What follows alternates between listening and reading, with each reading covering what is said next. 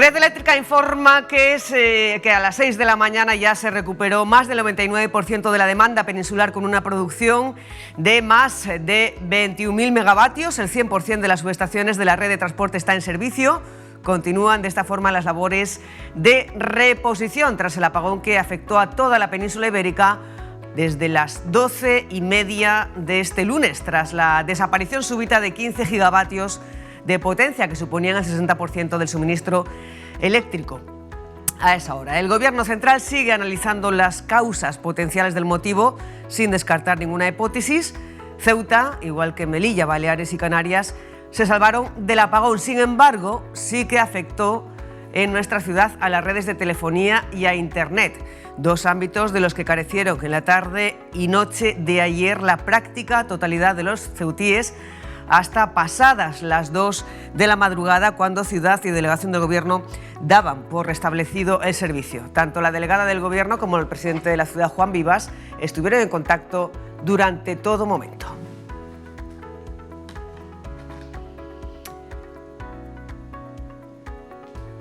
El Inserso adjudica un contrato de 14.950 euros para las valoraciones médicas de discapacidad. La clínica Septen realizará 800 valoraciones hasta finales del mes de octubre. En unos instantes conectaremos con el director territorial, Juan José López Cabrales.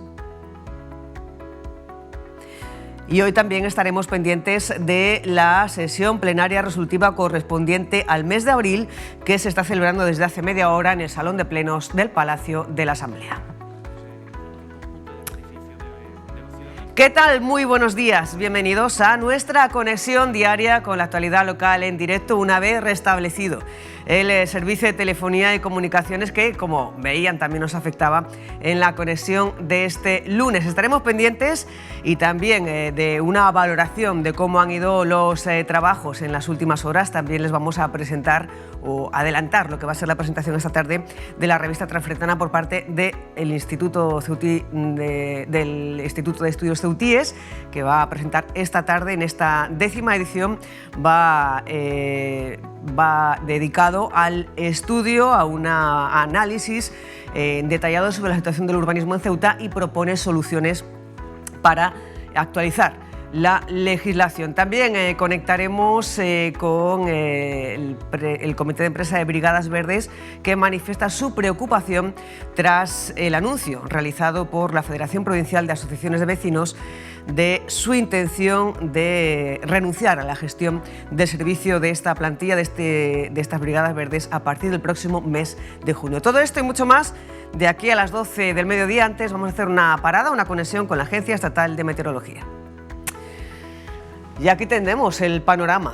Para hoy es de cielo muy nuboso, con probables precipitaciones débiles ocasionales. Hay polvo en suspensión, pudiendo producirse depósitos de barro en alguna ocasión. Las temperaturas continúan en torno a los 17 grados de mínima y los 21 de máxima. El viento sopla de forma moderada, aunque tendrá rachas fuertes, lo hace de levante.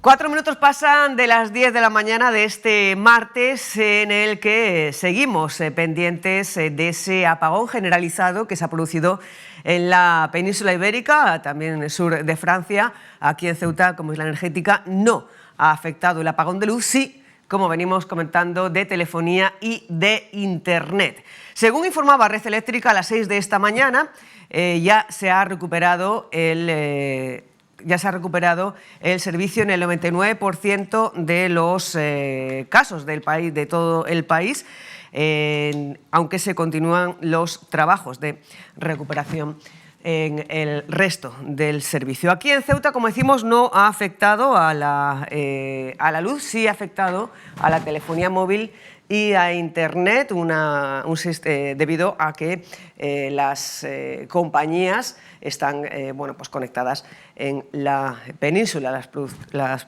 compañías de telefonía.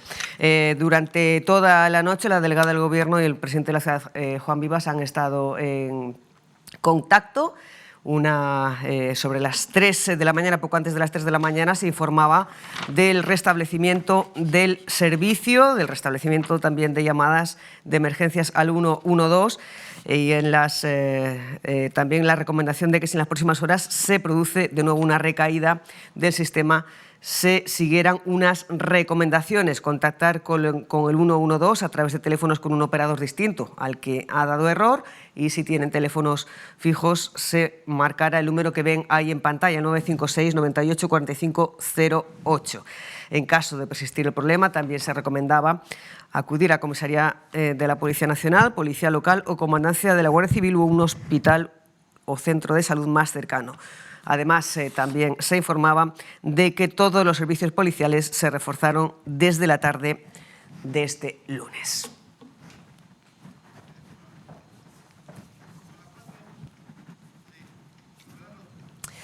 Seguiremos pendientes de este asunto y también estamos pendientes de otras cuestiones de interés. Por ejemplo, de ese contrato adjudicado ya por parte del Inserso para la realización de las valoraciones médicas de discapacidad y tratar de aligerar la amplia lista de espera. Raúl Llamas, muy buenos días.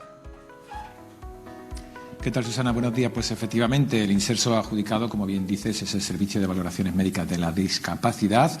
Es un contrato menor que ha ido a parar a Rusadir Media, que es la entidad encargada de la clínica Septen. Se trata de reducir esa lista de espera de expedientes que había alcanzado en marzo la cifra de 1.000. Como decimos, es un contrato menor a través del cual el Rusadir Media, la clínica Septen, se compromete a realizar 800 expedientes de aquí a octubre. El objetivo es reducir esa lista de espera que había comenzado a crecer a raíz del fallecimiento de José Manuel Ávila a primeros de año. Y para hablar de todo esto estamos con el director de la entidad, con el director del Inserso, Juan José López Cabrales. Buenos días. Hola, buenas. ¿Qué tal? Bueno, es así como yo he contado, ¿no? La idea es reducir un poco esas listas de espera que habían comenzado a crecer en demasía, ¿no?, a raíz del fallecimiento de José Manuel.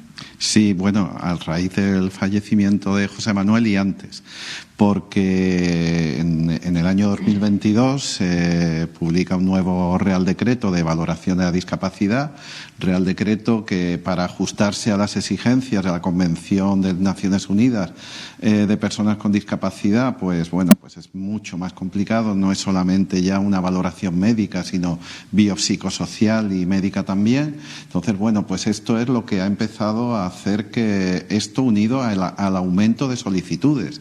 Ahí tenemos un gráfico por ahí que algún día que vaya a la tele pues os lo llevaré. Ha aumentado de manera sostenida el número de solicitudes de valoración.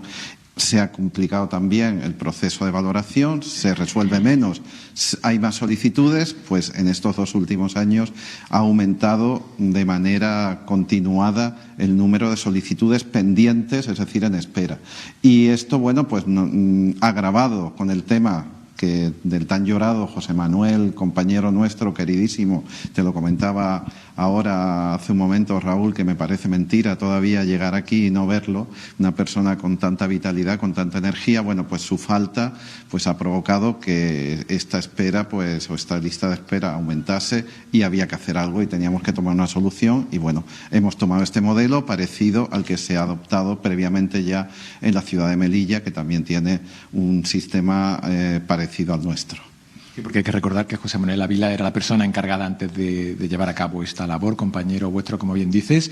¿Quién va a ser la entidad encargada de seleccionar estos expedientes que se deben de informar? Supongo que el propio Inserso, el centro base. Sí, claro, efectivamente. Aquí ha habido, claro, una vez que se ha concedido el contrato, etcétera, pues nos llegaba el desafío de cómo preparar esos 800 expedientes. Hemos contado con el apoyo de Delegación de Gobierno y personal del programa de primera experiencia profesional. Han trabajado fenomenalmente, escaneando, y ya tenemos listos, preparados 800 expedientes e incluso más, para que, bueno, pues una vez que concluya todo esto, pues podamos seguir funcionando. Esperamos ya que con una solución estructural, o sea, con alguien en plantilla.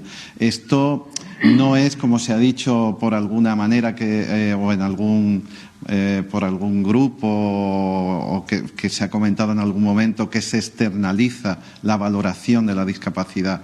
Se externaliza, se encomienda a una empresa a falta de recursos propios, se externaliza esa elaboración de una parte del baremo médico, que es el baremo global de deficiencias de la persona, que es un baremo esencial para poder valorar la discapacidad y con ese fin de que podamos ir reduciendo esa espera que empieza ya a superar el año y a lo que las personas de Ceuta no estaban acostumbradas, porque aquí antes se valoraba en 3, 4 meses como mucho. Ya sabemos que en la península no era así, que en muchas partes de Andalucía, si tenéis familiares en Andalucía pues que están pendientes de una valoración de discapacidad, a lo mejor llevan 2 o 3 años esperando. En Ceuta no estábamos acostumbrados a eso. La ley marca un plazo de 6 meses y es lo que es nuestro objetivo, acercarnos lo más posible a ese plazo de 6 meses que marca el Real Decreto.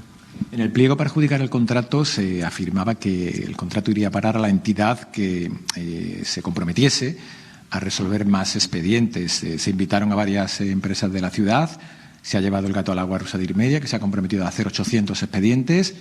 ¿Va a dar tiempo de aquí a octubre a resolver 800 expedientes? Bueno, pues esperamos que sí. Ellos se han comprometido a hacerlo. Este ha sido un cambio, por ejemplo, respecto a la licitación que hay en Melilla. Y bueno, pues esta fue una idea de uno de los funcionarios de administración de aquí. Me pareció una muy buena idea desde el punto de vista que no se trataba de decir hacer 400 expedientes y quien oferte por menos cantidad de dinero. Lo que nos interesaba no era tanto la cuestión económica, sino poder resolver el mayor número de expedientes posibles para garantizar una reducción en la lista de espera y en el número de expedientes pendientes de valoración. Rusadir Media ofreció 800 y cuando lo han hecho, pues evidentemente ellos saben que son capaces de hacerlo, que tienen personal médico para hacerlo y bueno, pues nosotros confiamos totalmente en que esto se va a hacer así de aquí a octubre, que son bastantes meses. Respondías antes a una de las críticas que se ha suscitado en torno al inserso. Negabas que esto sea una externalización. Otra de las críticas dirigidas hacia la entidad era que el inserso se encaminaba a un posible colapso. Supongo que también lo negarás. Bueno, no es que lo niegue, lo niegan los hechos. Efectivamente, se ha producido un problema en la valoración de la discapacidad. Ya digo que esto no es algo que solo haya pasado en Ceuta. En Melilla tenemos datos que son muy parecidos. De Andalucía también dispongo de datos en los que se ha aumentado. La propia normativa lo preveía así. O sea, el antiguo Real Decreto de Valoración, que es del año 1999, decía que el tiempo para resolver los expedientes era de 3 meses. Y el nuevo Real Decreto ya habla de 6 meses. O sea, estaba previsto incluso por la norma que el tiempo de valoración se alargase, pero claro, lo que no esperábamos es que se iba a alargar tanto y de esta manera, ¿no?, debido a diversas circunstancias. Pero es que el inserso no es solo la valoración de la discapacidad, o sea, el inserso también son las pensiones no contributivas que se están resolviendo en el plazo de un mes, que son fundamentales, ingresos fundamentales para más de 2.000 familias en Ceuta. También es la valoración de la dependencia. El inserso de Ceuta tiene el tiempo de valoración de la dependencia más corto de toda España. También en un mes tiene resuelta la dependencia y en otro mes el programa.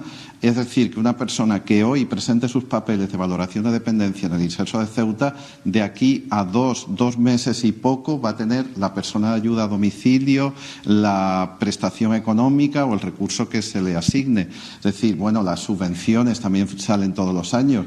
Hay más de 1.000 personas de Ceuta que se benefician de esas subvenciones para personas mayores con discapacidad o en situación de dependencia y pueden comprar diversos elementos o hacer reformas en el hogar, etcétera.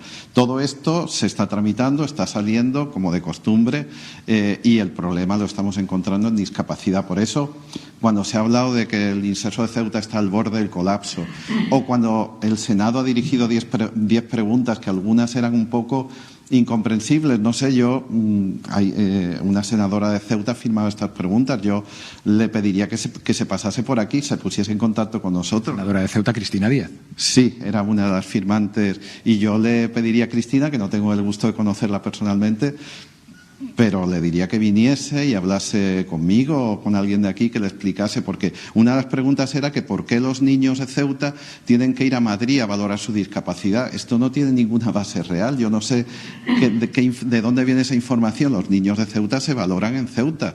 Esto no tiene más vuelta de hoja, es así. Entonces, bueno, yo sé que todas estas preguntas se hacen y estas intervenciones con un buen fin, que es intentar presionar a la Administración para que dedique más recursos y resuelva este problema, lo cual a veces no es posible, pero es que se crea una imagen. Si tú dices Inserso al borde del colapso, estás creando una especie de imagen catastrofista que yo creo que no beneficia a una institución que es básica en el Estado Social de Derecho, que es la institución que se encarga de, digámoslo así, asegurar recursos, tanto económicos como de otro tipo, para personas que están al borde de la exclusión social, como puede ser una persona que pide una pensión no contributiva o una persona que pide una valoración de la discapacidad, que no en todos casos, pero sí necesita una ayuda.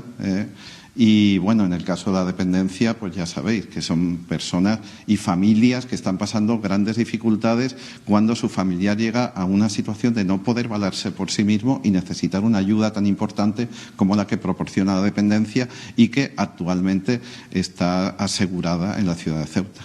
Pues Juan José López Cabrales, muchas gracias al director del Inserso por atendernos en esta mañana en directo. Pues nada, gracias por venir. Yo creo que sé, porque hay mucha gente que entra en este despacho para presentar alguna reclamación o decir algo. Sé que hay gente muy inquieta por este problema y espero que, bueno, pues se tranquilicen un poco y piensen que a muy corto plazo o a medio plazo la situación se va a empezar a resolver. Gracias.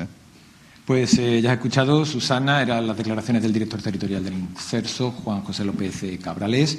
Niega que haya colapso, afirma que este contrato a Rusadir Media, que es la empresa que lleva SEPTE, no es una externalización y que simplemente se trata de reducir esas listas de espera de los servicios médicos de valoración de la discapacidad que comenzaron a subir a raíz del fallecimiento del compañero José Manuel Ávila a principios de año. Susana.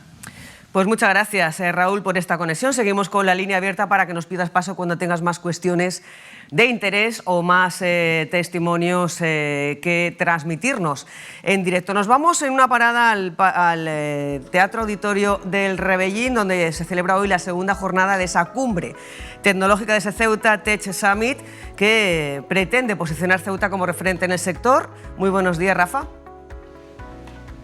Muy buenos días, Susana. Así es, inversores, referentes tecnológicos están aquí, startup también en este Teatro Auditorio del Rebellín, pues haciendo de Ceuta un enclave que pretende ser pues ese foco tecnológico y atractivo para el emprendimiento tecnológico tanto del sur de Europa como del norte de África.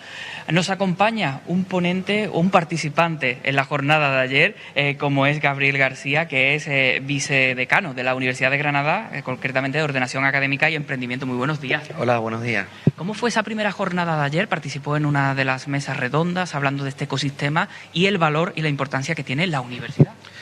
La verdad es que fue muy interesante. Todos los ponentes han aportado cada uno un pequeño granito de la dimensión que cada uno de ellos representamos. Y yo en concreto de la Universidad de Granada, pues vine a hablar o a defender o a exponer que la formación, la innovación y la investigación creo que son elementos importantes dentro de este ecosistema.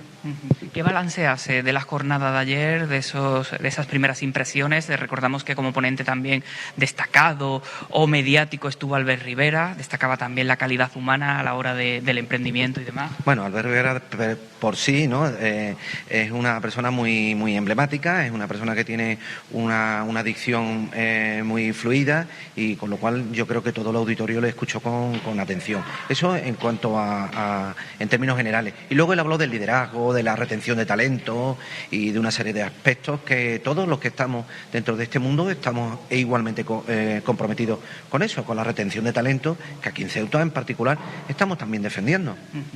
Gabriel García, hablamos de un evento que nace para posicionarse en el ámbito tecnológico, para captar emprendimiento, inversión.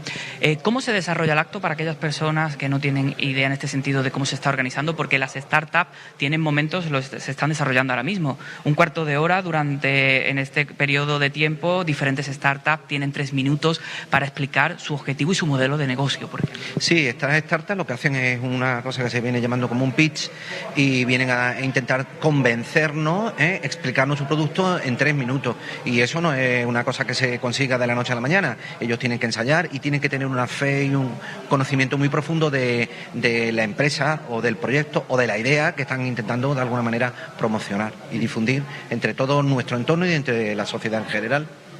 Y este evento, Ceuta Tech Summit, no está desconectado de la realidad, valga así ese símil, porque algunos de los ponentes, debido a ese apagón electrónico de ayer, pues quizás en la jornada de hoy se hayan caído porque tenían previsto su viaje desde diferentes puntos de la península y de la agenda quizás se caigan, ¿no? Efectivamente, bueno, según me han comentado algunos de los responsables, algunos de los ponentes, ayer estuvo creo que 3, 4 y hasta 5 horas metido en alguno de los trenes en dirección a Ceuta. No sé cómo ha quedado al final la programación, pero creo que lo estamos usando bien entre todos, ¿no? Y todos estamos comprometidos con que esta tecnología de alguna manera nos ayude a mejorar nuestro entorno. La universidad también lo hace, evidentemente. Claro, en nuestro caso, a través de la formación y a través de la investigación. Ayer aportaba algunos datos, ¿no?, de cómo algunos de mis compañeros dentro de la Facultad de Educación, Economía y Tecnología, bueno, pues han ido acumulando y han ido fabricando y han ido construyendo algunos diseños de investigación. En concreto, ayer cité que eran más de 40. Es que no lo sabíamos, un dato que estuvimos haciendo un recuento la semana pasada por otros temas y bueno, nos sorprendió de ver cómo los profesores de universidad, los profesores de la facultad, de una de las facultades que la Universidad de Granada tiene aquí, bueno, pues están comprometidos con el tema de la investigación de manera profunda. Un evento que nace, esta es su primera edición, debe ir consolidándose en el tiempo, pero ¿cómo valora en líneas generales organizar este tipo de iniciativas? A mí me parece muy bien, porque yo en concreto soy profesor de creación de empresas, llevo 11 cursos con enseño creación de empresas y gestión emprendedora.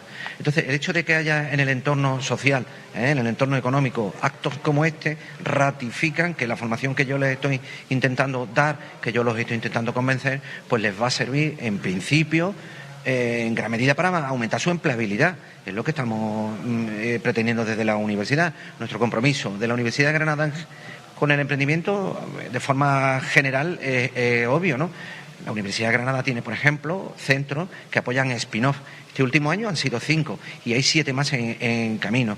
Y luego, además, la universidad tiene centros donde una empresa que quiere empezar le facilita los espacios. Así, hasta el orden de 27 empresas están instaladas en ubicaciones, en espacios que la Universidad de Granada facilita. Luego también hay centros como la UGR Emprendedora, donde tienen hasta 11 iniciativas, desde el programa Muévete, del programa de mentorización, formación, algunos TFG que tienen una dimensión empresarial que se les puede dar esta expresión y este desarrollo emprendedor, también lo están haciendo, van dando charlas a todas las facultades, porque esto del emprendimiento es una acción transversal. Gabriel García, vicedecano de la UGR, muchas gracias por atendernos. Le vamos a dejar para que pueda disfrutar ya hoy como público, también representando a la Universidad de Granada, y ayer fue, en este caso, ponente. Muchas gracias. Gracias a vosotros por el seguimiento. Gracias. Pues este es el ambiente que se respira tecnológico en el Teatro Auditorio del Rebellín, donde se ponen en escena pues las diferentes iniciativas de las startups, esos modelos de negocio, también inversores presentes en esta primera edición de un evento que pretende ir consolidándose para que Ceuta sea el foco tecnológico tanto en el sur de Europa como en el norte de África. Pues muchas gracias, Rafa. Nosotros continuamos ya y lo hacemos en clave urbanística, en clave de ordenación del territorio. Y es que el Instituto de Estudios Ceutíes presenta esta tarde, un nuevo número de su revista Transfretana, que es el número 10, la 10ª edición, que va a abordar la situación del urbanismo ceutí, tratando de promover un debate sobre posibles soluciones y alumbrar también propuestas constructivas que permitan orientar la futura legislación urbanística de Ceuta y Melilla, superando así los problemas que se detectan aquí en esta publicación y el vacío legal que atenaza el desarrollo urbano de ambas ciudades. Estamos con Adolfo Hernández Lafuente, que es decano de Ciencias Sociales del Instituto de Estudios Ceutíes y también el coordinador de esta revista de Trafretana. Muy buenos días. Hola, buenos días. Y también le damos la bienvenida y saludamos a Carlos Pérez Marín, que es arquitecto y miembro del Instituto de Estudios Ceutíes. Muy buenos días. Buenos días. Si le parece, para contextualizar y para ponernos, para tener una idea previa del motivo de esta publicación, ¿por qué es tan importante que Ceuta cuente, o Ceuta y Melilla cuente con una ley propia de suelo? Bueno, en principio te contestaría en plan contrario, o sea que ¿por qué todos tienen ley del suelo y es tan necesario y tan positivo para tener sus propios modelos territoriales de desarrollo urbano y Ceuta y Melilla no? Y eso viene pasando desde hace 2 años después de aprobarse el Estatuto de Autonomía. ¿Y cuál es el motivo de este vacío legal? Es muy importante contar el relato porque el relato es importante aquí. Cuando se aprobó el Estatuto de Autonomía, existía un texto refundido de la ley del suelo, de ordenación del régimen del suelo y de ordenación territorial, que había cogido toda la legislación que en aquel momento era muy amplia y la había aprobado. En el año 92 se aprobó, o sea que en el 95 se aprueba el estatuto y tenía 3 años de vigencia, una ley que tenía 310 artículos, que es un tocho de ley, ¿eh? Lo digo porque es muy importante lo que vais a ver ahora. Esa ley tuvo un recorrido, o sea, si Ceuta hubiera en ese momento regulado, tenía la competencia en el estatuto de desarrollo reglamentario y ejecución, pues podría haber salido perfectamente como ahora están situadas las demás comunidades autónomas. Pero en aquel momento, en el año 97, una sentencia del Tribunal Constitucional que fue realmente importante para el sistema autonómico.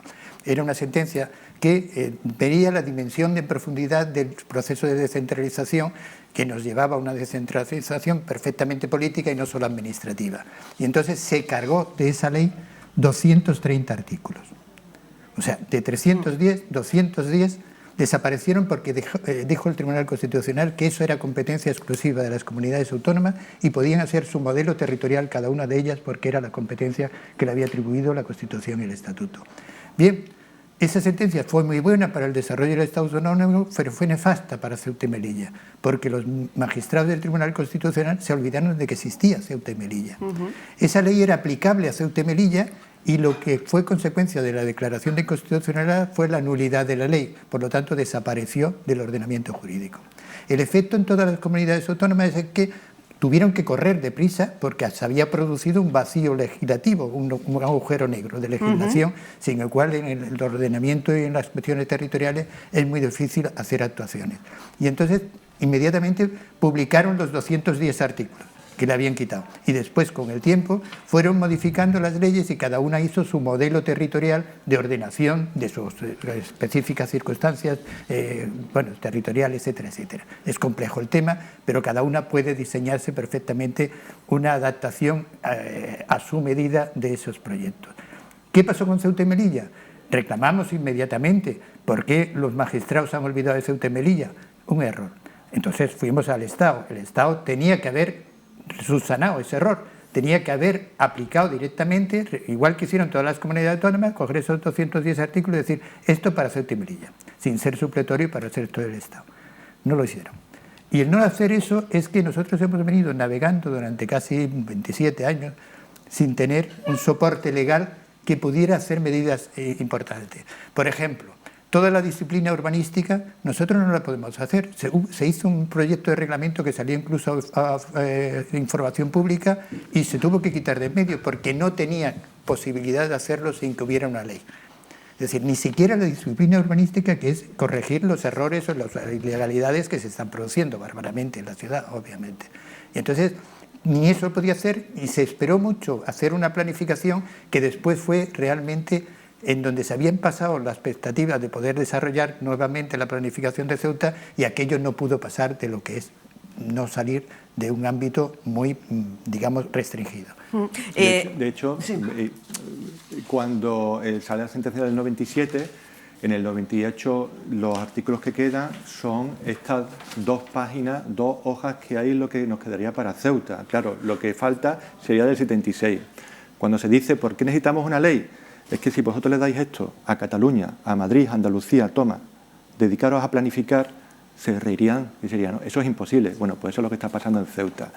Con el tema de la disciplina urbanística, en el 2017, cuando el gobierno de la ciudad intentó sacar nuevos reglamentos, al no estar respaldados por una ley sino del actual, sino por una del 76, ellos en los antecedentes de hecho y en las justificaciones decía, es que mientras el resto de comunidades autónomas ha decidido un plazo de 1 año para resolver un expediente, aquí no podemos cambiar eso y seguimos con 3 meses. ¿Qué ocurre? Que no hay manera de paralizar las obras ilegales. Es decir, los expedientes de obras ilegales o se resuelven en 3 meses o si no, ya eso queda legalizado y eso viene porque no hay un reglamento de disciplina urbanística y porque no hay una ley. Entonces, la ciudad conoce esos problemas. ¿Por qué no ha hecho algo por solucionarlo?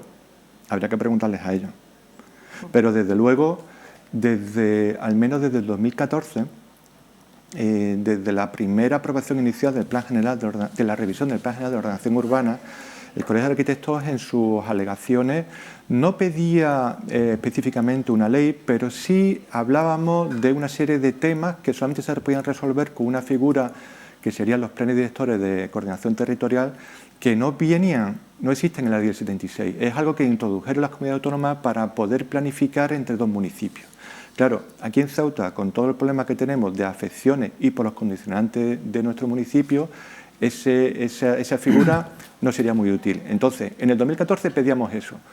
Sin embargo, ya fue en el 2016, con la segunda aprobación, la ciudad autónoma organizó, junto con el instituto, una jornada sobre urbanismo. Y vinieron la que era su directora general del Ministerio de Fomento, Ángela de la Cruz. Y hablando de esta posibilidad, en el turno de recoge y pregunta, varios colegiados preguntamos sobre si se podía hacer un plan de coordinación territorial. Y ella dijo que no, que para eso teníamos que tener una ley específica. Y dijo, casi textualmente, necesitáis una ley específica de solo para Ceuta. No os podéis imaginar la cantidad de trabajo que nos ahorraríais a nosotros a la hora de tramitar los planes generales u otras figuras de planeamiento, pero es que a vosotros ya ni me lo imagino. Ahora, pedidla. Vosotros las pedís y yo en 10 minutos me pongo a redactarlas. Que eso es otra cuestión que muchas veces, escuchando a algunas autoridades, yo me quedo un poco alucinado. Se creen que la ley la tienen que redactar ellos. No, la ley es el Estado el que tiene que redactarla. La ciudad puede proponer un texto. Pero el recorrido, por tanto, para que Ceuta cuente con esa ley, ¿cuál sería?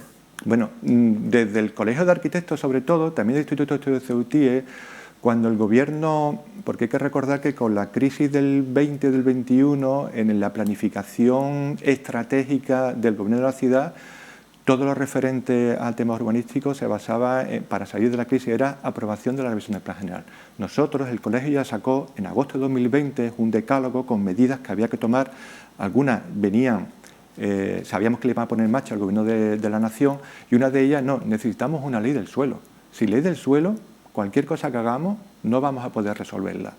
Entonces, cuando el Estado se puso a trabajar con el plan estratégico, creó una serie de talleres y ahí estuvimos insistiendo algunos en que no, sin ley del suelo no podemos hacer un montón de desarrollo, ya no solamente urbanístico, sino socioeconómico de la ciudad.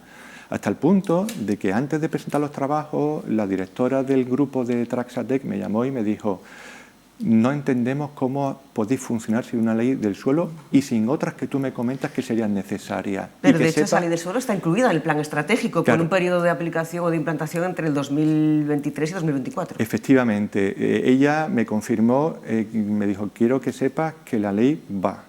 Y la ley se encargó, el gobierno de la Nación, a través de, por aquel entonces, Ministerio de Transporte, Transición Ecológica, encargó a Ángel Méndez Rexach, que encargó el anteproyecto de ley. Él, sabemos que entregó ese anteproyecto, pero después hubo una separación de competencias entre 2 ministerios y ya no sabemos qué más ha ocurrido, ¿no? Ángel Méndez vino a la jornada de arquitectura y escribe un artículo también de por qué es necesaria una ley específica del suelo, que también habría que clarificar Ahora continuamos hablando y le voy a preguntar ya directamente, además como arquitecto, por qué es tan necesario y qué consecuencias desde el punto de vista arquitectónico y urbanístico está teniendo el no contar con una ley de suelo propia, pero le voy a preguntar al señor Hernández Lafuente si está incluida esa... La actualización o la creación de una ley de suelo propia para Ceuta y Melilla en el plan integral de desarrollo estratégico para Ceuta y Melilla. Además, hay una ley escrita ya por uno de los autores o coautores de esta revista. ¿Por qué no se avanza? Digamos que esa es la meta ya rebosada que hace imprescindible que haya una actuación. Y eso es lo que nosotros estamos haciendo, reclamando qué pasa porque esto está paralizado.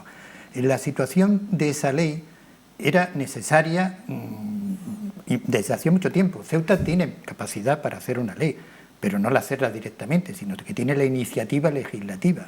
La puede hacer y enviarla a las Cortes Generales para que allí se apruebe, pero tiene capacidad de hacer una ley para sí misma. Es complicado técnicamente, pero lo puede hacer. Pero también tiene la capacidad, según el Estatuto, de reclamar una competencia que es del Estado. Las competencias no pueden ser renunciadas, tienen que ejercerse. Y en la medida que es necesaria esa ley del suelo, nosotros estaríamos en una situación precaria frente a quien es competente que no lo hace. Si fuéramos una ciudad, una comunidad autónoma con un acceso directo al Tribunal Constitucional, plantearíamos un conflicto negativo de competencia por no hacer. Es decir, que la situación es que no sabemos por qué no se hace. O sea, porque no se reclame, porque lo tienen allí escondido en un calzón, porque a nadie le importa, porque el olvido que se produjo en aquel momento es algo más que un olvido, etcétera, etcétera. Por eso, este intento de reclamar con una posición mucho más agregada de la situación de intereses de Ceuta para que se mueva.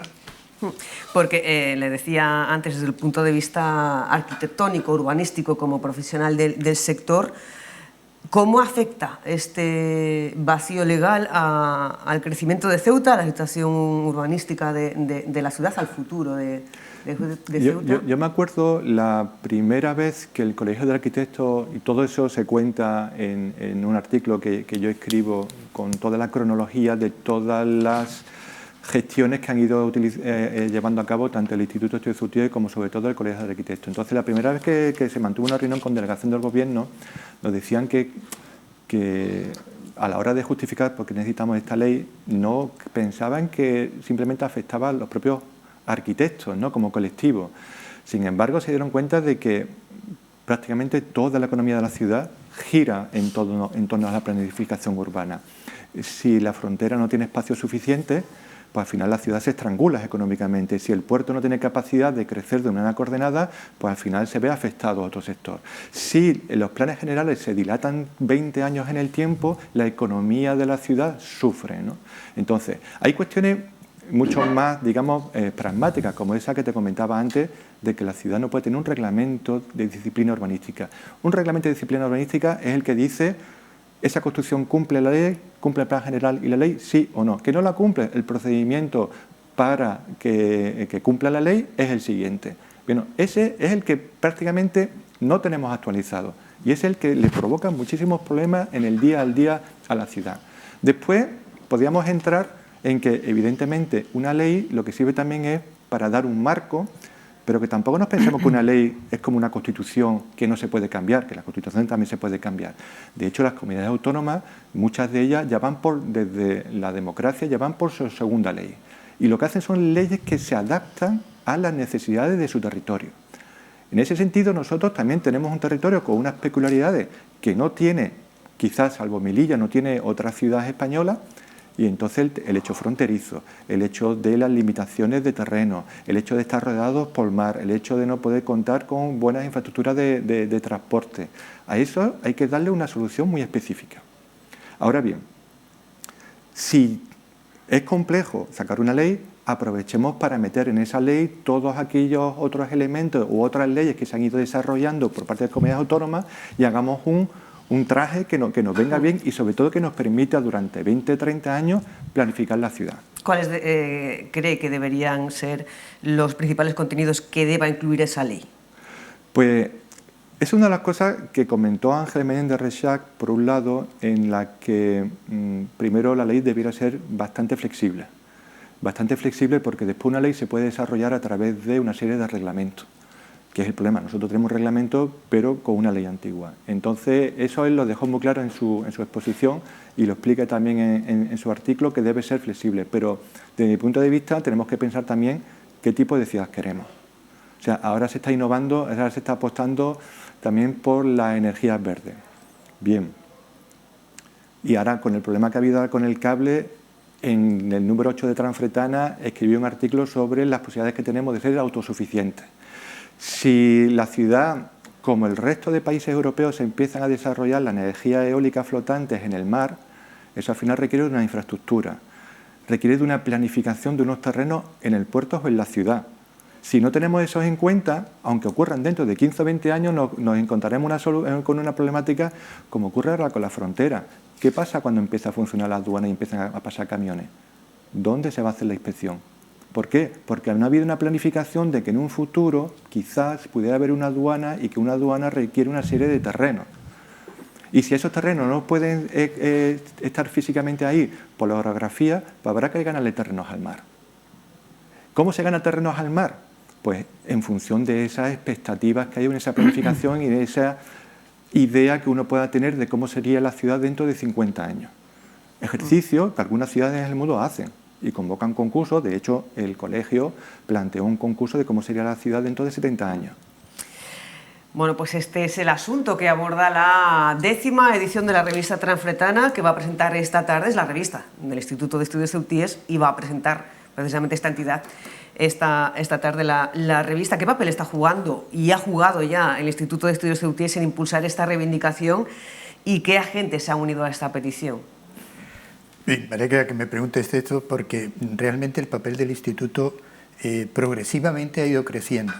Es una institución que ya es medio centenaria en la ciudad, ya ha pasado su gran época de desarrollo, y hoy en día es capaz de abordar no solamente los temas que fueron siempre clásicos del Instituto, sino que entra en todos los terrenos.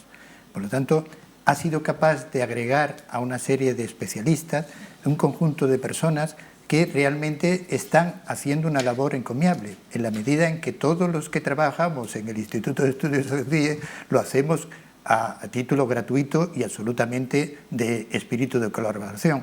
Y como las finalidades del Instituto es la de contribuir a todo lo que afecte a la ciudad de una manera que pueda contribuir con ellos en los sectores que está trabajando, pues realmente yo creo que con esto se ejemplifica mucho esa diferencia de crecimiento del Instituto, en la medida que no solamente hace dictámenes, no solamente hace información, sino que también es capaz de agregar intereses, de movilizarlo, de debatir los temas y de proponer soluciones.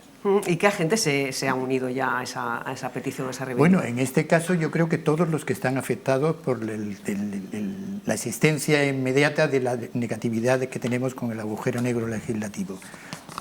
Por supuesto los empresarios, pero los empresarios con la nota, digamos, grave de que las empresas constructoras han ido desapareciendo en la ciudad, de tal manera que ahora parece que solamente queda 3, pero una de ellas también se está yendo. Con lo cual, una ciudad sin empresas constructoras, por mucho que hagamos, al final esto va a estar descapitalizado.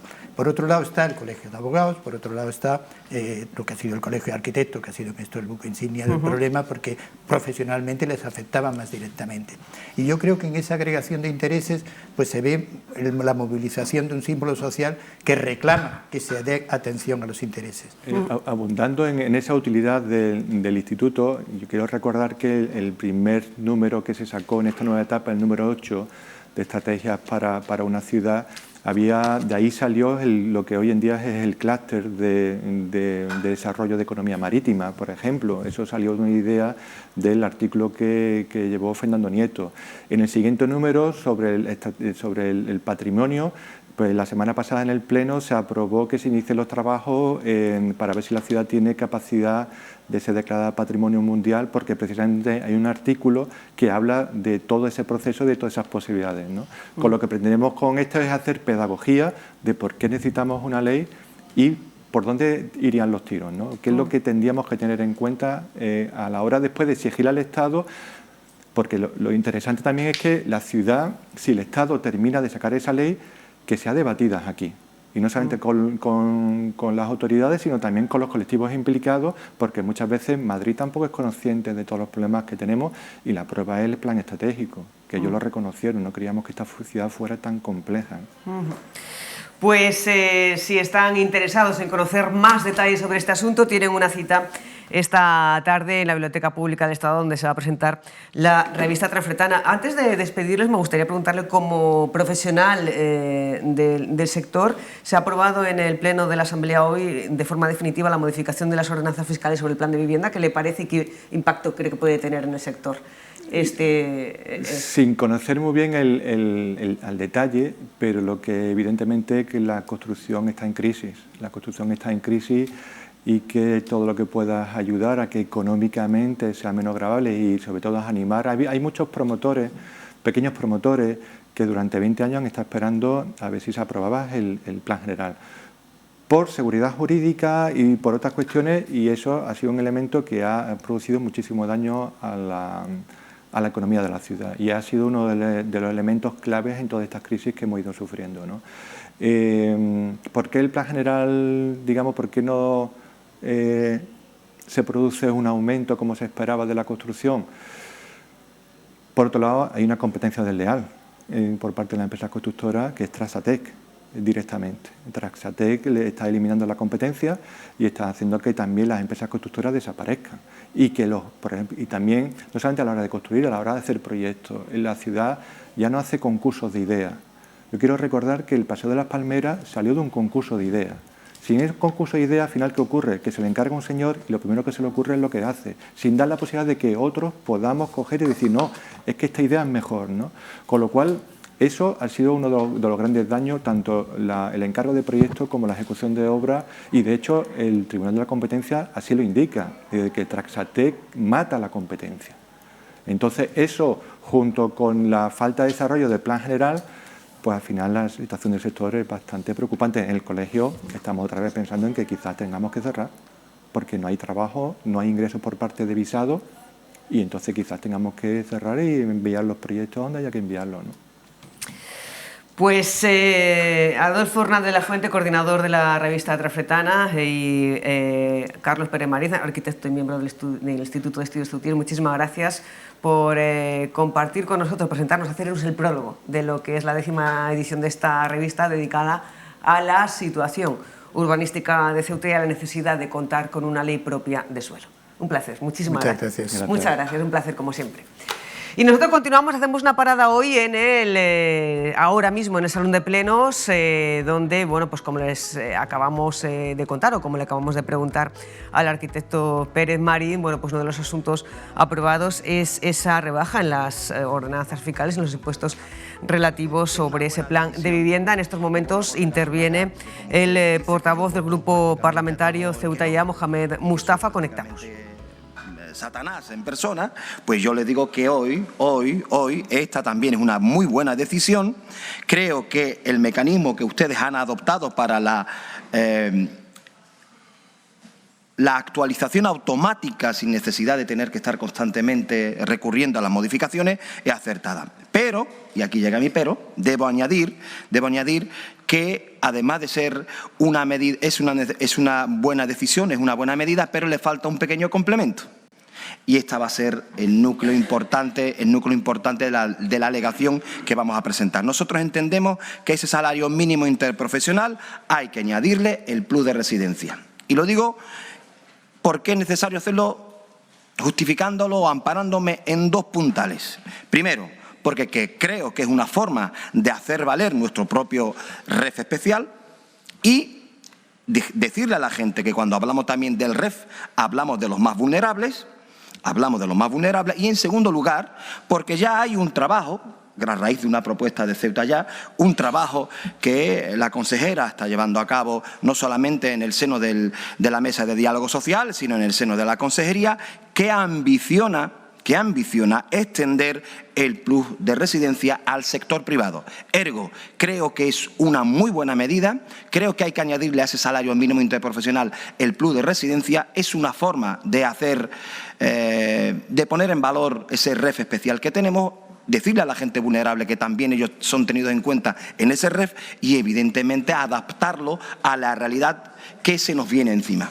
Porque, hasta donde yo tengo entendido, los trabajos que viene realizando la Consejería tienen, hay un trabajo bien recorrido y hay bastante probabilidad de que ese plus de residencia extendido al sector privado sea una realidad. Y bueno, esa es al menos la vocación de este grupo político, y ahí ustedes nos van a encontrar para apoyarles en todo lo que sea necesario. Por lo tanto, hoy, en esta aprobación inicial, vamos a abstenernos, pero porque vamos a presentar... Bueno, seguimos pendientes de esta sesión y seguimos pendientes de uno de los temas, o del tema de las últimas horas de la semana, seguramente también del mes, que es ese apagón generalizado, ese apagón eléctrico que no afectaba a Ceuta y Melilla y las islas, sí afectó a la península sur de África, aquí afectaba, sur de Francia, perdón, aquí en el norte de África lo que nos afectaba era a la telefonía y a la conexión de Internet. Red Eléctrica informaba a las 6 de la mañana de que ya se había recuperado a esa hora más del 99% de la demanda peninsular, con una producción de 21.000 megavatios, de más de 21.000 megavatios, lo que significa el 100% de las subestaciones de la red de transporte están en servicio. Continúan así las labores de reposición tras el apagón que afectaba a toda la península a partir de las 12:33 de este lunes, tras la desaparición súbita de 15 gigavatios de potencia, que suponía el 60% del suministro eléctrico a esa hora. El Gobierno central sigue analizando las causas potenciales del motivo sin descartar ninguna hipótesis. Ceuta y Melilla, Baleares y Canarias se salvaron del apagón. La principal razón es que estos sistemas no peninsulares tienen una conectividad muy reducida con el del resto del país. Así que, por una vez, el hecho de que Ceuta sea una isla energética ha jugado a nuestro favor. Ese apagón, en cambio, sí afectó en Ceuta a las redes de telefonía y a Internet, ya que las compañías de Telefónica, las compañías de este sistema, están en la península. Concretamente se afectó hasta pasadas las 2 de la mañana, casi las 3 de la mañana, hora en la que informaba la delegación del Gobierno del restablecimiento completo del servicio. El presidente de la ciudad, Juan Vivas, la delegada del Gobierno, Cristina Pérez, han estado en contacto durante todo el tiempo hasta el restablecimiento del servicio. Ha publicado el restablecimiento la delegación del Gobierno debido a que en esos trabajos se afectaban también a la Policía Nacional y Guardia Civil, que reforzaron sus plantillas, sus servicios desde la tarde de este lunes. También se restablecía el servicio de forma completa del 112 y también se enviaban unas recomendaciones. Vamos a ver cómo ha sido el trabajo de ese lunes durante toda la tarde, durante toda la noche, y cómo está ahora mismo el servicio. Conectamos en directo con el servicio 112, con el 112 de Ceuta y con su director, Raúl Llamas. Muy buenas de nuevo. ¿Qué tal, Susana? Buenas de nuevo. Pues sí, efectivamente nos encontramos con el director del 112, Javier Romaguera, para hablar de ese apagón histórico increíble que tuvo lugar en el día de ayer en nuestro país, concretamente en la península, algo inaudito que no había sucedido hasta este momento. Pues bien, él nos va a contar cómo afectó a Ceuta, porque si bien es verdad que el apagón no afectó como tal a la ciudadanía, al 112 sí que le afectó y él nos lo va a contar. Javier, buenos días. Hola, buenos días, Raúl. Bueno, cuéntanos, el 112 sí se vio afectado por el apagón porque está conectado. Bueno, tú nos lo explicas un poco a la red nacional, ¿no? Sí, claro. Nuestro sistema, al igual que en toda la península, le afectó por el tema de la red inteligente de Telefónica, que cayó, y al caer la red inteligente de Telefónica, pues empezaron sobre las 9:30 de la noche, empezamos a tener ya problemas. Eso sí, no solo fue la nuestra, sino también fue la 091, Guardia Civil y 061. Lo que pasa es que, claro, estábamos perfectamente coordinados con todos ellos a través de otros medios, como son los equipos Tetra, que proporciona la ciudad para estar en perfecta comunicación con todos ellos. Destacabas anteriormente, fuera de micro, la colaboración entre administraciones, tanto local y central. En cualquier caso, Javier, ha sido una noche muy larga, ¿verdad?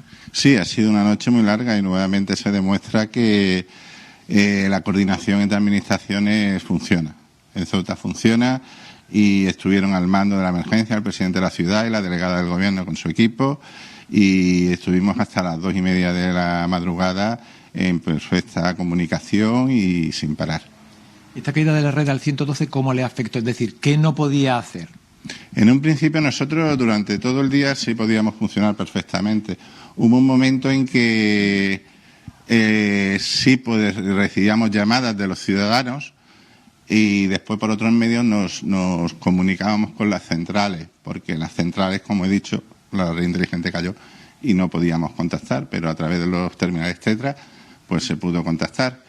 Y ya más tarde ya cayó completamente. Entonces pues ya estuvimos perfectamente comunicados con Telefónica, intentando solucionar el problema, que al final se solucionó. Desde tu punto de vista profesional, ¿cómo es posible que suceda algo así en el siglo XXI y en un Estado moderno y occidental como es España? Bueno, estas son la tecnología moderna, o sea que pasamos de lo antiguo a un nuevo sistema que se llama NGN, que claro, que eso lleva muy poco tiempo en funcionamiento y cae, pero bueno, las ciudades, las comunidades autónomas tienen recursos suficientes para poder atender, como toda la vida se atiende las llamadas, porque a nosotros cuando se nos cae el sistema, pues perfectamente se nos cae el sistema Seneca, pero bueno, no pasa nada porque nosotros lo llamamos logado manual, o sea que podemos seguir trabajando a la antigua usanza, cogiendo las llamadas, escribiendo y luego pues alertando a los organismos.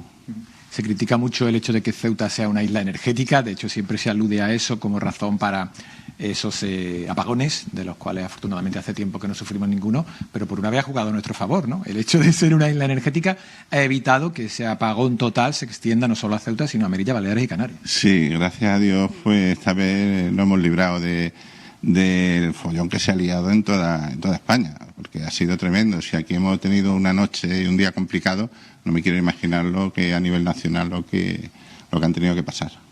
Por último, Javier, para despedir, me gustaría que hicieses algún tipo de recomendaciones para el caso, Dios no lo quiera, de que ese apagón se repita, en este caso en Ceuta.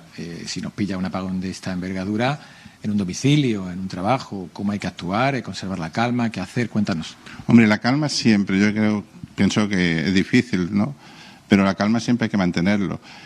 No llamar, por ejemplo, al 112 si no es estrictamente necesario. Y evidentemente, si ve que el 112 no funciona, ni la Policía Nacional, ni la Guardia Civil, ni el 161, pues desplazarse a comisaría, desplazarse a los hospitales por sus propios medios, pero siempre manteniendo una calma y saliendo a la calle siempre y cuando sea necesario. ¿Hay que tener velas en casa por si acaso? Eso dicen, ¿no? Y radio. Muy bien. Y radio. Con pilas, claro. Con pilas. Muy bien, pues muchas gracias, Javier Maguera, por tus afirmaciones. Gracias a ti. Pues ya he escuchado, Susana, hace varias semanas nos reíamos cuando desde la Unión Europea se aconsejaba ese kit de supervivencia, muchos nos mofábamos de esa recomendación.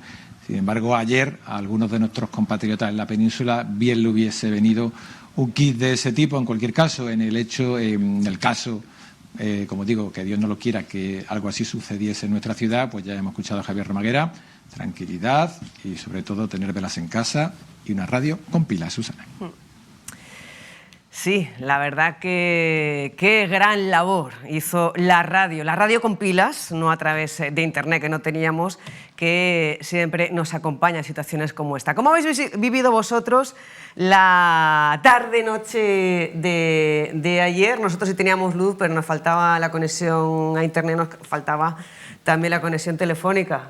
José Antonio Alarcón, muy buenas. Bueno, yo primero un poco preocupado porque tenía a mi hijo volando, ¿no? A punto de volar y tal, y bueno, al final logró llegar a Baraja, han tenido que dormir y creo que está ya camino de Ceuta y bueno, pues no hubo problema. Pero lo primero que pienso es, joder, si hay problemas con los sistemas de navegación y tal, con los temas de control de navegación, en fin, pero todo salió bien. Y luego problemas realmente en el trabajo sí tuve alguno, porque básicamente la firma de expedientes se vio paralizada.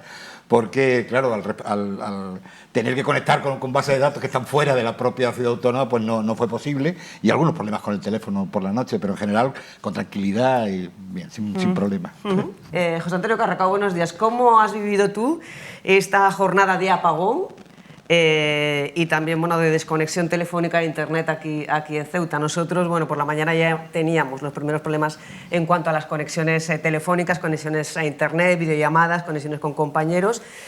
pero esa problemática, esa desconexión a través del sistema telefónico pues se incrementaba durante la tarde-noche.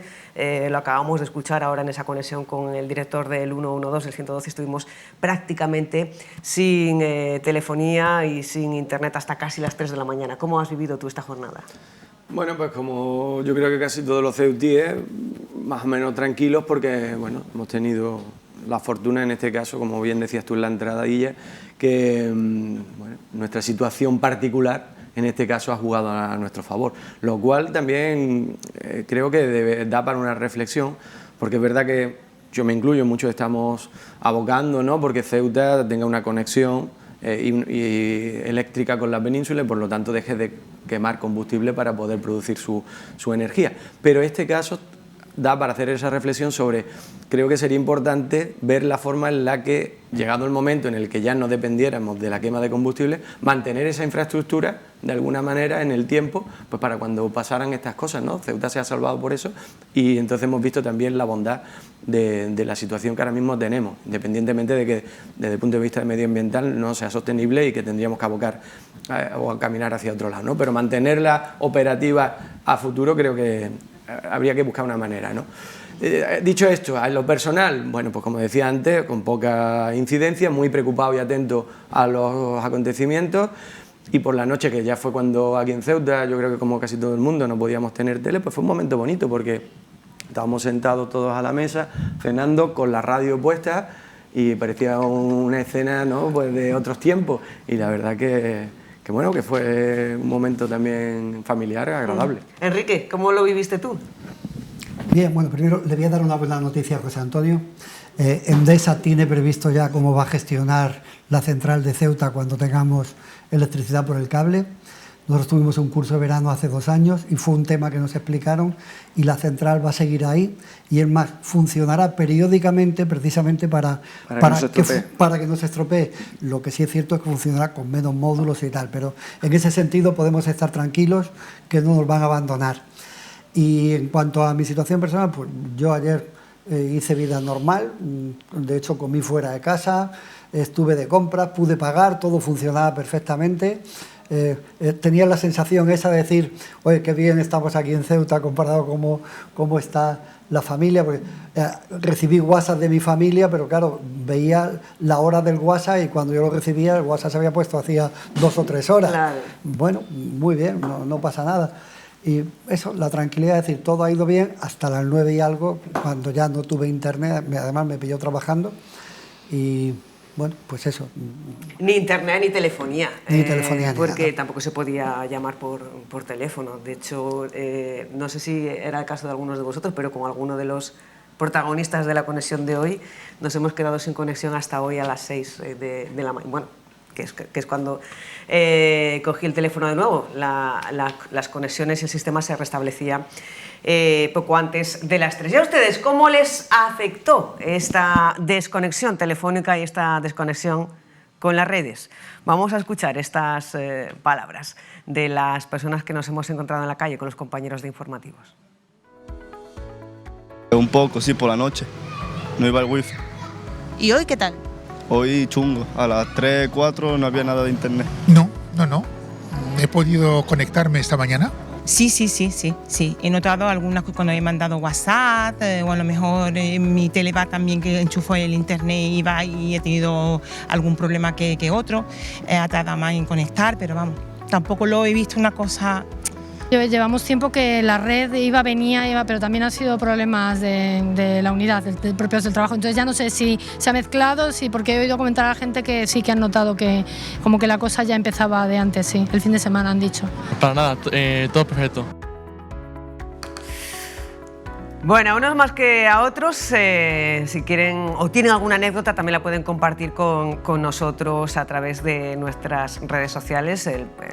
Estamos en Facebook, estamos en X, antiguo Twitter, estamos en Instagram y estamos en YouTube. Pueden compartir con nosotros cómo han vivido y si tienen alguna anécdota que quieran compartir con nosotros a nivel pues nacional, se ven imágenes de personas que han quedado atrapadas en ascensores, se ven imágenes de negocios y establecimientos totalmente a oscuras, se ven imágenes de personas que quedaron pues bloqueadas por no funcionar la red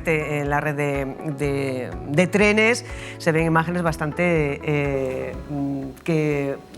preocupantes, que uno no se quiere ver ahí en una situación de bloqueo. De esta manera creo que es una reflexión importante, es decir, dado la dimensión del apagón, creo que se ha respondido relativamente bien. Es decir, no ha habido unas incidencias especialmente dañinas, ¿no? Evidentemente va a haber gente afectada, ha habido mucha gente afectada, pero sobre todo las infraestructuras críticas como los hospitales, los medios de transporte, etcétera, no se han producido accidentes, no se han perdido vidas humanas. En definitiva, yo creo que eso es importante y demuestra que hubo una reacción razonable, ¿no? Y lo que sí pasa que a fecha de hoy, a fecha de esta mañana, todavía no tenemos una conclusión oficial por qué se produjo, ¿no? Una cosa que evidentemente habrá que investigar a fondo y saber por qué. Yo, de las teorías que he escuchado, la que más me convence a mí personalmente se habla de que sí parece que sabemos que fue una sobretensión, que hizo que se desconectara la red no pudo soportarla y se desconectó. Parece ser que es precisamente el haber hecho los deberes en algunos de los campos de la energía, el de la producción. Estamos produciendo más energía de la necesaria, ya sabes que eso se equilibra, hay que consumir la misma que se produce, y al parecer se vertió a la red más energía de la que se podía absorber y provocó el accidente, porque sí se ha hecho mal otra cosa, es decir, se ha hecho mal una parte, y lo que parece que dicen los expertos que se ha hecho mal es que no se ha incrementado la red al mismo ritmo que la capacidad de generación de energía. Entonces, hay una descompensación y habrá que ponerle remedio en los próximos tiempos para que esto no se vuelva a repetir, ¿no? Esa es la teoría. Luego hay otras, ¿no? Todavía no, como digo, hasta que haya una conclusión oficial no lo sabremos con exactitud, ¿no? Pero vamos a ver qué es lo que nos dicen. Hasta este momento todavía no se saben las causas. El presidente del Gobierno, en la intervención de la tarde de ayer, decía que no se descartaba ninguna hipótesis. ¿Qué reflexión haces tú sobre las posibles causas, las teorías que hay bueno, también pedía Pedro Sánchez que no se especulara, que no se realizaran especulaciones, y sobre todo sobre cómo se ha actuado ante esta situación crítica? Bueno, pues voy a hacerle caso a la recomendación del presidente y no voy a especular, sobre todo también porque, como todo el mundo sabe, no soy ningún experto en la materia. Entonces, aventurarme a reproducir cosas que ya he oído por boca de otro, que además las voy a decir pues, de manera menos eficiente que las que yo les he escuchado, no tiene sentido. Yo los motivos no lo sé, lo que sí parece descartado es un ciberataque, esto es muy importante, parece que ya esa parte de las teorías o de las opciones está descartada.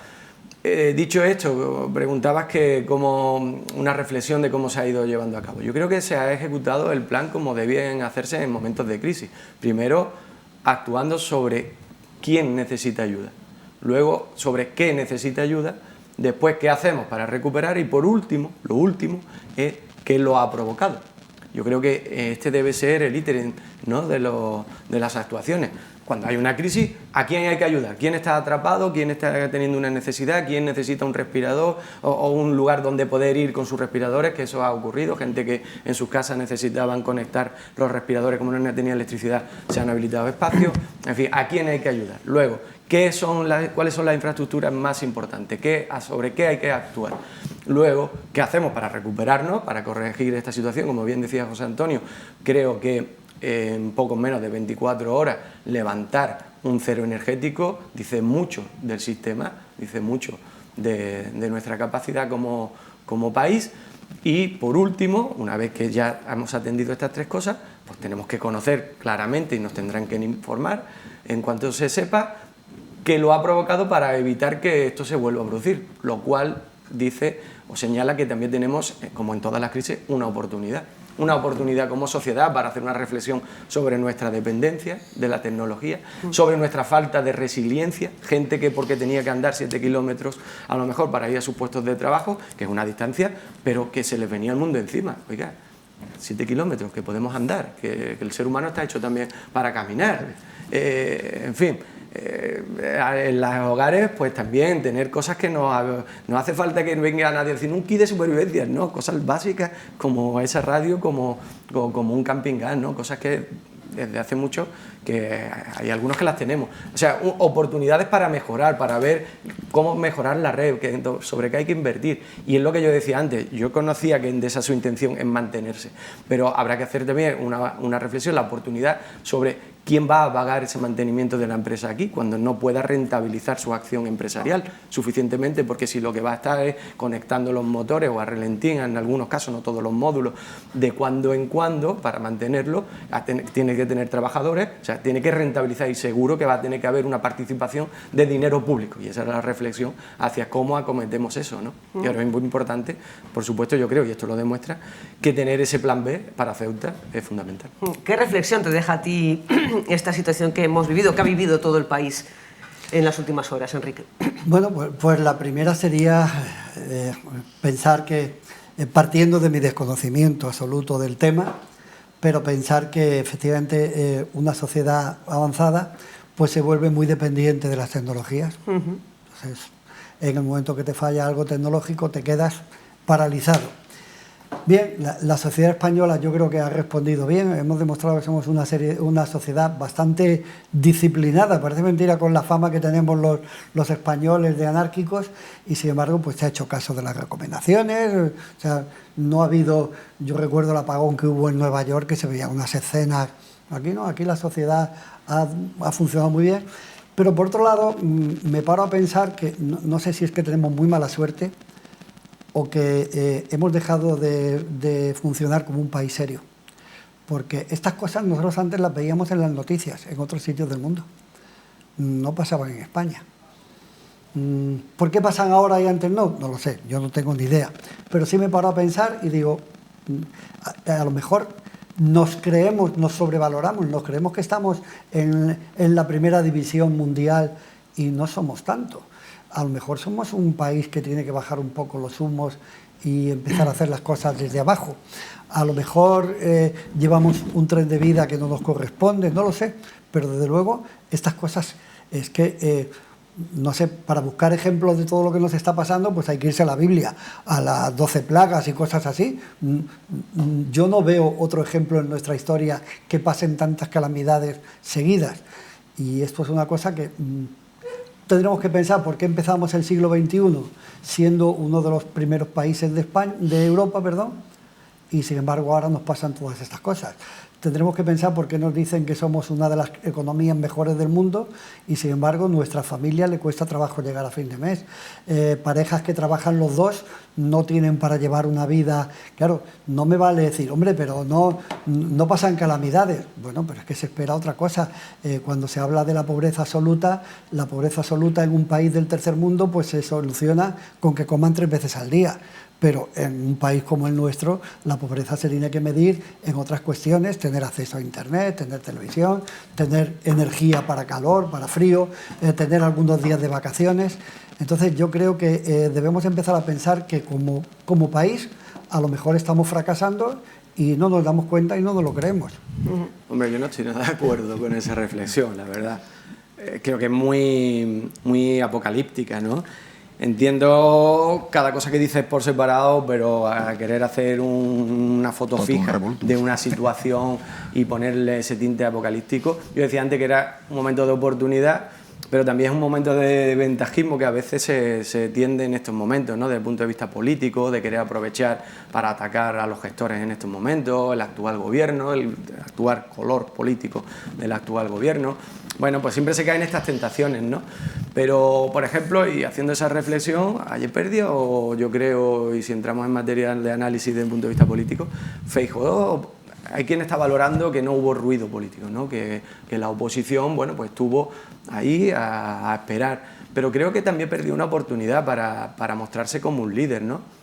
No hay que salir siempre a atacar, puede salir también él como líder de la oposición, podía haber salido como líder de la oposición a mandar un mensaje, en esto que estamos hablando ahora de la importancia del comportamiento cívico que tú destacabas, Enrique, y que estoy totalmente de acuerdo, ¿no? A hacer unas consideraciones, bueno, mostrarse a la sociedad española, ya que quiere y pretende ser el próximo presidente del gobierno, y liderar de alguna manera, ¿no? Ponerse al servicio, salir públicamente a ponerse al servicio del presidente del gobierno, en fin, creo que la oposición, el líder de la oposición perdió también esa oportunidad ayer y el gobierno hizo pues lo que tenía que hacer, ¿no? Que es ir a la fuente, buscar información, comparecer, hasta en 2 ocasiones, reunir el Consejo de Seguridad Nacional, hasta en 2 ocasiones, en fin, y dejar que los que tenían que trabajar, eran los técnicos, solucionaran y trabajasen, ¿no? Y poner el Estado, que he leído en algunas informaciones hoy que incluso han cuestionado, y van un poco en la línea tuya, Enrique,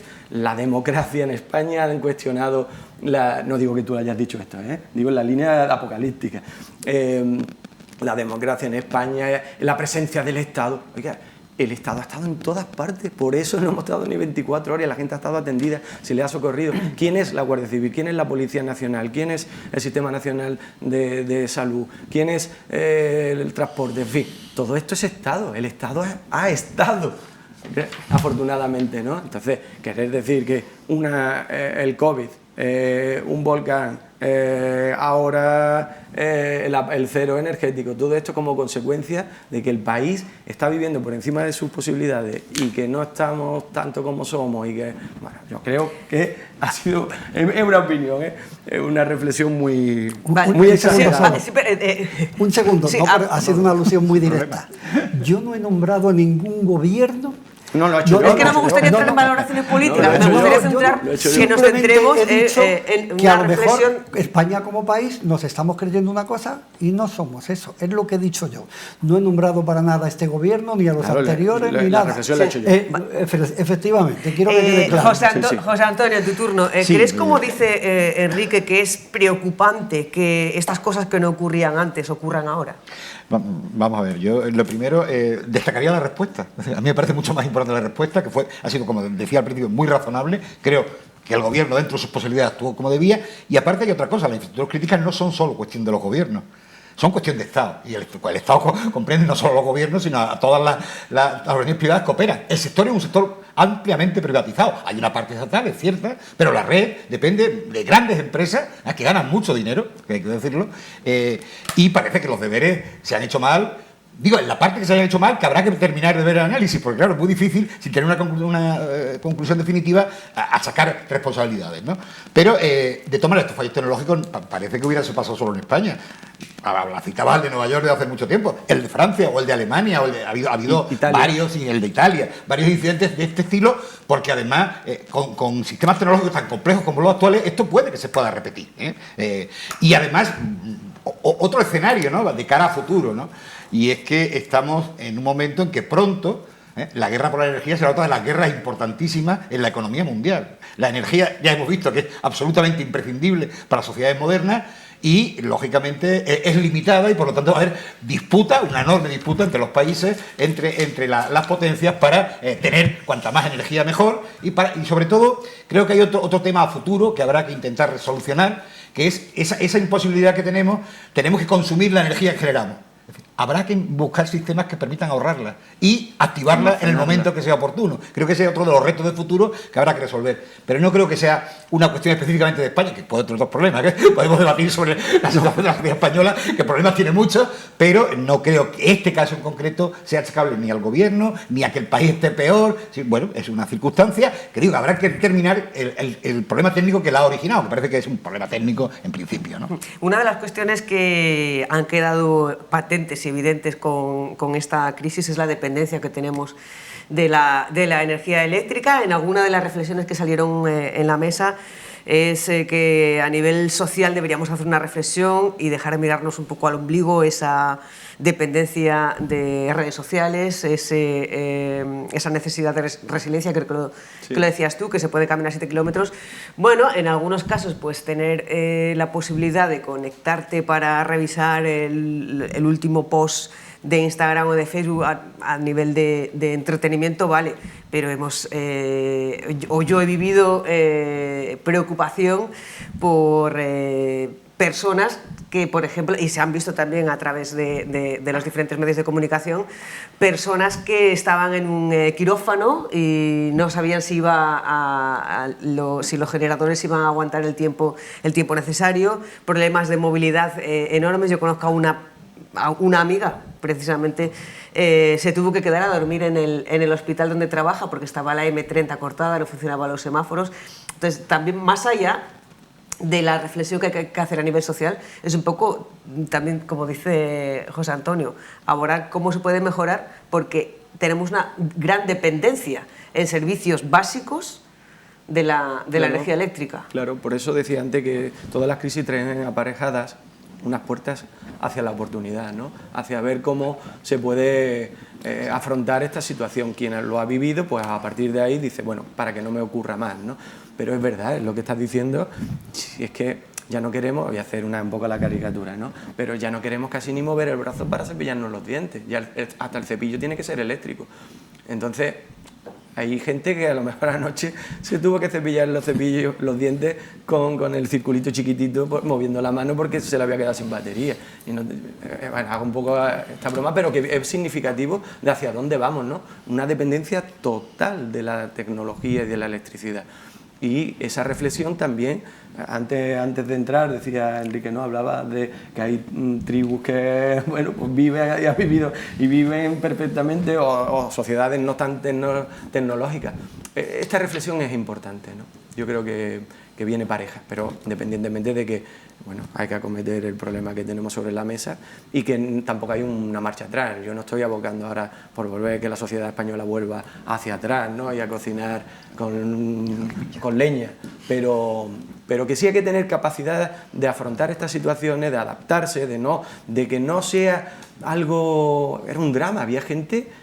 Yo tengo conocidos que me hablaban que sus hijos que están estudiando fuera, súper agobiados, preocupados, incluso algunos llorando. Porque tenemos ahora mismo tenemos una costumbre, ¿no? de comunicación constante, a golpe de clip y segundo a segundo, minuto a minuto. Sí, y que rápidamente pensamos que se acaba el mundo. Y estamos como empeñados en que el mundo se tiene que acabar. Pero es evidente que hay una preocupación si sabes que hay un problema yo me preocupé en el país y tienes a un familiar fuera, como en el caso de José Antonio, que además estaba volando. Hombre, claro, preocupaciones para cómo van a operar los sistemas de navegación, qué problemas hay, los sistemas de control aéreo. Claro, pero tú no me estabas preguntando por particularidades, digo, estamos hablando como sociedad. A nivel particular, obviamente, todos tenemos alguna anécdota, ¿no? Y hoy, por ejemplo, salía en una imagen, no sé si era en El Mundo, en El País, de uno que ayer se quedó colgado en mitad de un rascacielos que estaba limpiando los cristales.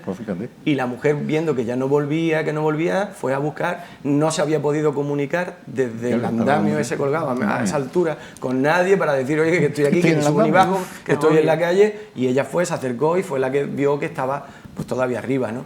Claro, hay situaciones que se han vivido, los que se han quedado en ascensores. En ascensores. Anoche había todavía a las 11 de la noche 11 trenes por ahí perdidos con gente dentro. Los de los respiradores que hablábamos antes, ¿no? Esta mañana todavía había trenes que no habían llegado a su destino. No, pero estas son cosas, efectivamente, somos muy dependientes de la energía, pero nos han hecho así. Porque, por ejemplo, el caso que contaba José Antonio, es que nos han dicho que es mejor el cepillo eléctrico porque limpia más. Y nos depende han dicho de quién se le preguntes. Claro. Mi dentista dice que no. El que lo vende dice que es mejor. Por eso. Y otro te llega y te dice que es que debes estar comunicado continuamente. O sea, la sociedad nos van diciendo lo que tenemos que hacer y nosotros vamos obedeciendo a lo que nos tienen que hacer. ¿Qué pasa? Que cada vez tenemos mayor dependencia. Yo, otra cosa que veo también, y que cueste, o sea, que esto no es una crítica de decir, es que lo hacemos todo mal, no, a mí me preocupa que todas estas cosas, porque decimos, nos están pasando muchas cosas, efectivamente, nadie controla que un volcán produzca los destrozos que ocasionó el volcán de La Palma, pero sí es preocupante que después de tantos años, que han pasado ya 3, me parece, todavía no se haya solucionado el problema de la gente que salió afectada. Eso sí me preocupa que me digan que es un éxito que a casi 24 horas se ha recuperado ya el 90% de la red eléctrica, que se habrá recuperado el 90% de la red eléctrica, pero no se ha recuperado el 99% de la capacidad de actuar del país, porque nos están diciendo, no, Madrid está muy bien porque funciona el 50% de cercanías. No, mire usted, si funciona el 50% está regular. Y estoy hablando de Madrid, o sea que no quiero que se me interprete como es que a este gobierno le pasa esto, no, si yo critico a nosotros, a la sociedad española. Creo que nos hemos acostumbrado a la mediocridad, lo digo sinceramente. Creo que nos hemos acostumbrado a no exigir responsabilidades. Primero, no las exigimos y los que son responsables de algo, pues no las cumplen. Creo que que hemos perdido la costumbre de reclamar cuando deberíamos reclamar. A lo mejor nos hemos pasado de disciplinados, eso le puede ir muy bien a los alemanes, no lo sé, porque los alemanes supongo que confían en que los responsables dimiten. Aquí, como los responsables no dimiten, y no me estoy refiriendo a los de ahora, yo he dicho desde el principio del siglo XX, XXI, o sea, que no se me tome como que estoy atacando al gobierno de ahora, ¿no? Nos hemos acostumbrado a la mediocridad, y si nos acostumbramos a la mediocridad, que un reflejo, por ejemplo, en la educación, donde se van bajando los niveles para que no demos datos de fracaso, seremos una sociedad mediocre, y eso es lo que a mí me da pena. Bueno, esa reflexión, por supuesto, es pertinente, pero es que yo antes te decía lo de... porque tú eres que aludiste a la Biblia y a las plagas, entonces hiciste ahí claro, una todo lo que te está fotografía pasando, de una situación... Esto antes nosotros lo veíamos en otros países, no lo veíamos hombre, aquí. A ver, porque España tiene ahora mismo un desarrollo económico y tecnológico tan grande que precisamente puede ocurrir esto en la tecnología. Nos vamos a ir yendo ya, solamente a modo de despedida y de conclusión, habéis hecho una reflexión a título personal sobre qué haríais o si estáis preparados para afrontar en vuestro día a día una jornada sin luz. Bueno, yo esto es una cosa ¿Vas a hacer algún plan, a cambiar algo? No, como reconozco que es una dependencia absoluta que tengo en la luz, pues es lo mismo que si me dicen que viene un meteorito a romper la Tierra, porque no lo voy a poder evitar, ¿para qué voy a hacer una reflexión? Me adapto. El día que me quede sin luz, pues eso, estoy con el transistor como ayer, y como a mí no me importa andar, pues voy andando a los sitios. Pero comprarte pilas de más y a lo mejor un generador... No voy a comprar un generador, porque el generador tienes que ponerlo en marcha cada cierto tiempo y sé que no lo voy a mantener, no voy a tener gasolina, y el día que vaya a buscar el generador a lo mejor ni lo encuentro. José Antonio, ¿tú has hecho alguna reflexión sobre si necesitas algo para que en el caso hipotético de que ocurriera una situación similar estar preparado? Yo es que ya desde siempre soy una persona que tiro por ahí, ¿no? Que voy buscando no depender de la tecnología. Y de siempre yo en mi casa... Tú estás preparado ya, ¿no? Yo siento que, bueno, que puedo afrontar muchas situaciones. Bueno, yo creo que en Ceuta... Por cierto, ¿la biblioteca cómo ha afectado? Prácticamente, ayer no pudimos firmar expedientes y tal, pero no funcionaba bien el catálogo, que es digital y depende de una máquina que está fuera, está en Madrid, es un servidor que está en Madrid, entonces, bueno, algunos problemas, pero mínimos, ¿no? Pudimos operar el resto con normalidad. De todas maneras, en Ceuta estamos acostumbrados, parece que nunca hubiéramos tenido un apagón. Claro. Esta es una ciudad que ha tenido muchos apagones, por eso necesitamos conectividad, porque teníamos problemas, evidentemente, energéticos, y yo, durante mis muchos años de vida en esta ciudad, he sufrido muchas noches de apagones, noches enteras, porque estoy acostumbrado, yo no me altero Hombre, el problema es que el apagón se prolongue porque hay claro, vitales. Un apagón. Si está dentro de los términos razonables de 24 horas como este, tiene, si no, ya es más problemático, hay que estar preparados, evidentemente, y no estoy muy preparado. Esa es la verdad. La comida de la nevera es el problema. Pero que en Ceuta lo de los apagones lo conocemos, ¿eh? Sí, esta vez nos ha tocado la suerte de que como no estamos conectados, pues no tenemos problemas. Pero hemos estado muchos años con apagones pues, bastante frecuentes. José Antonio Carracao, José Antonio Alarcón, Enrique Ávila, muchísimas gracias por esta conexión sobre la desconexión, valga la redundancia. Muchas gracias. Muchas gracias. Un placer, como siempre.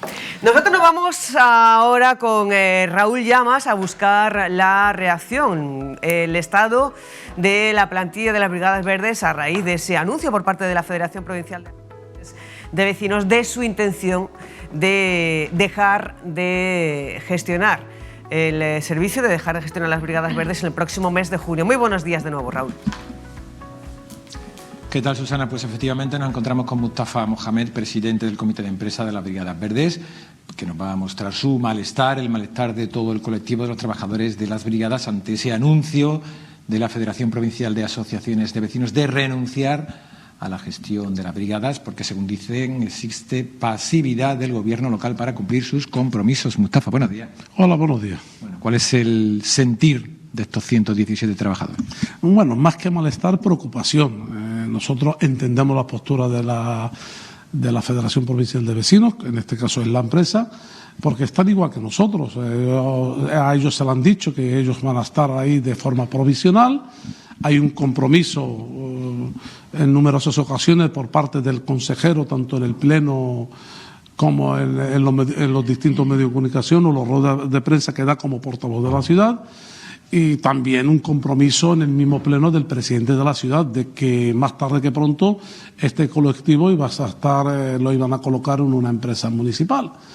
ellos están viendo que se está demorando la situación, igual que nosotros, y evidentemente pues esa preocupación y esa exigencia por parte de todas las partes, por la parte empresarial como por la parte de trabajadores, que el gobierno, que el pleno de la ciudad, en definitiva todo, pues fue, si bien recordamos, solemnemente el presidente de la ciudad se comprometió por exigirle a todos que cumplan con su compromiso.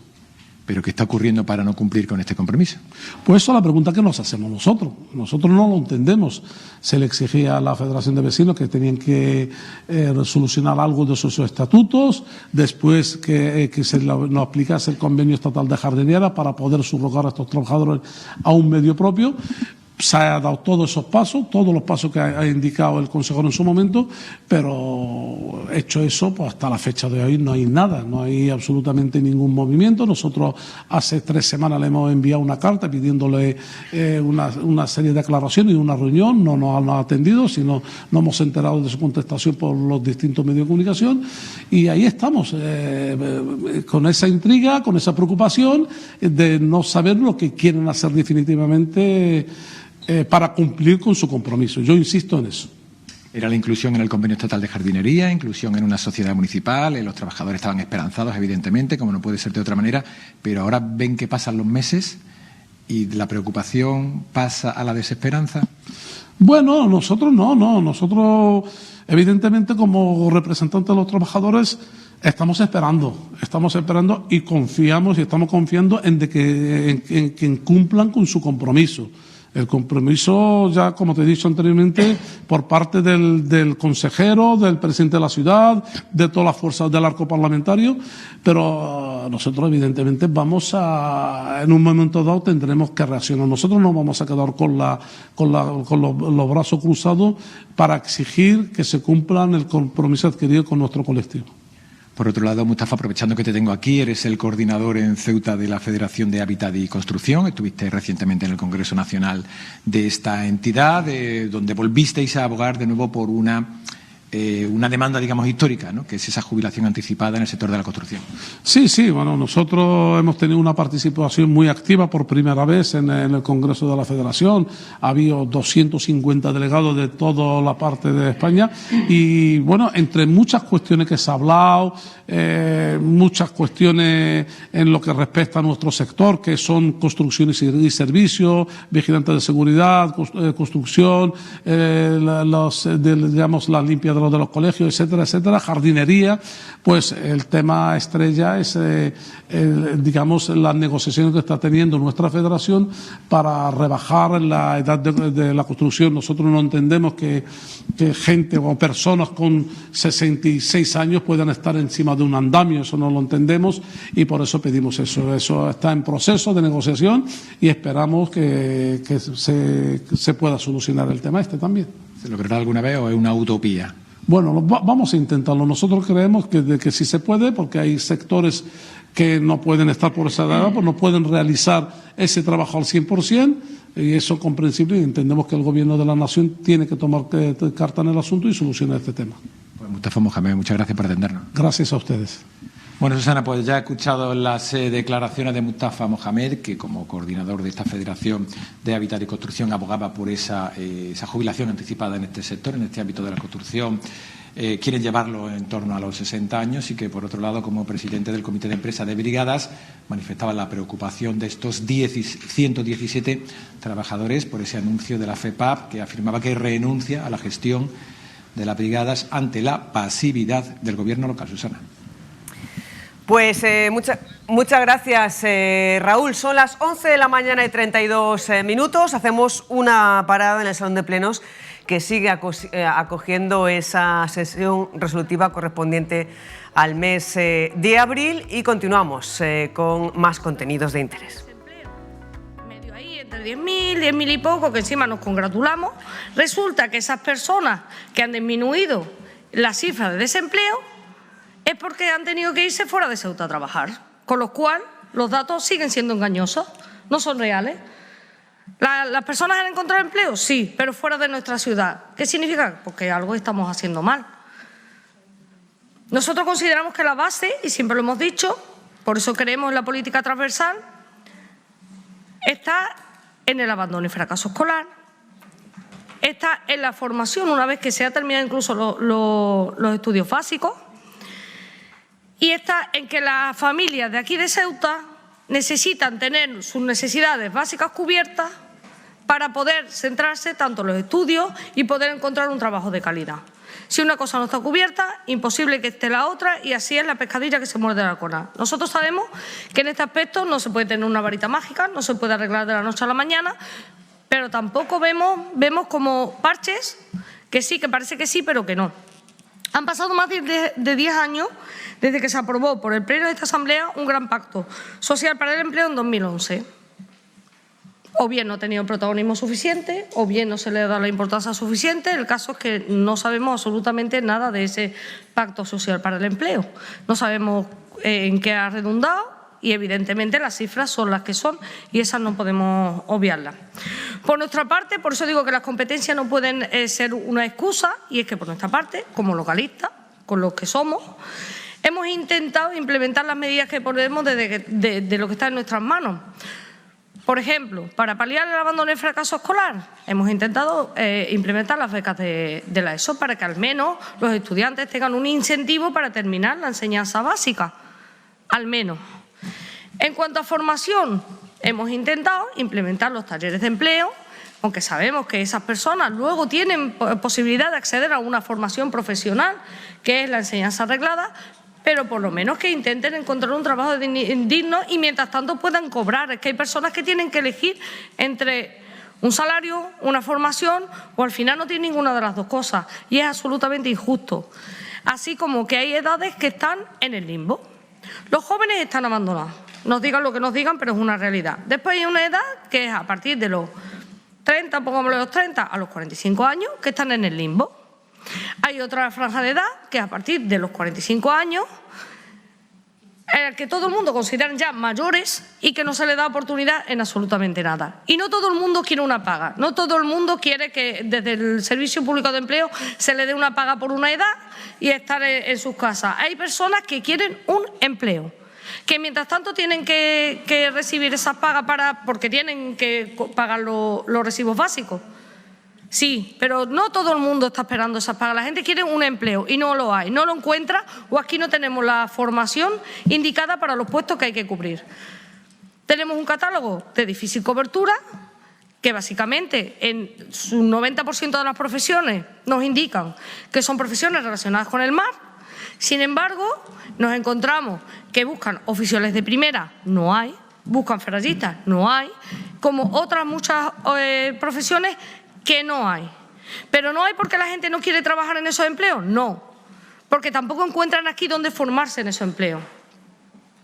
En la Ley de Orgánica 3/2022 de 31 de marzo, de ordenación de integración a la FP, por ejemplo, y hablamos de la FP porque es a lo más asequible que puede acceder la gente que termina la educación básica, por ejemplo, nos hablan de que las comunidades autónomas, y sabemos que no somos comunidad autónoma, las comunidades autónomas tienen la opción de solicitar al Ministerio de Educación Bueno, seguimos pendientes de esta sesión plenaria. Ese es el momento de la defensa de esa propuesta presentada por Nadia Mohamed Abdellah, portavoz del Grupo MDC, acerca de promover un pacto social para el empleo en Ceuta. 11:37, cambiamos radicalmente de asunto y conectamos en clave de humor con un artista que hace malabares con las palabras, aunque avisa que ahora ya no las mide. Vuelve a Ceuta, uno de sus escenarios fetiches, con un show todavía más imbécil que el anterior, que era imbécil, y eso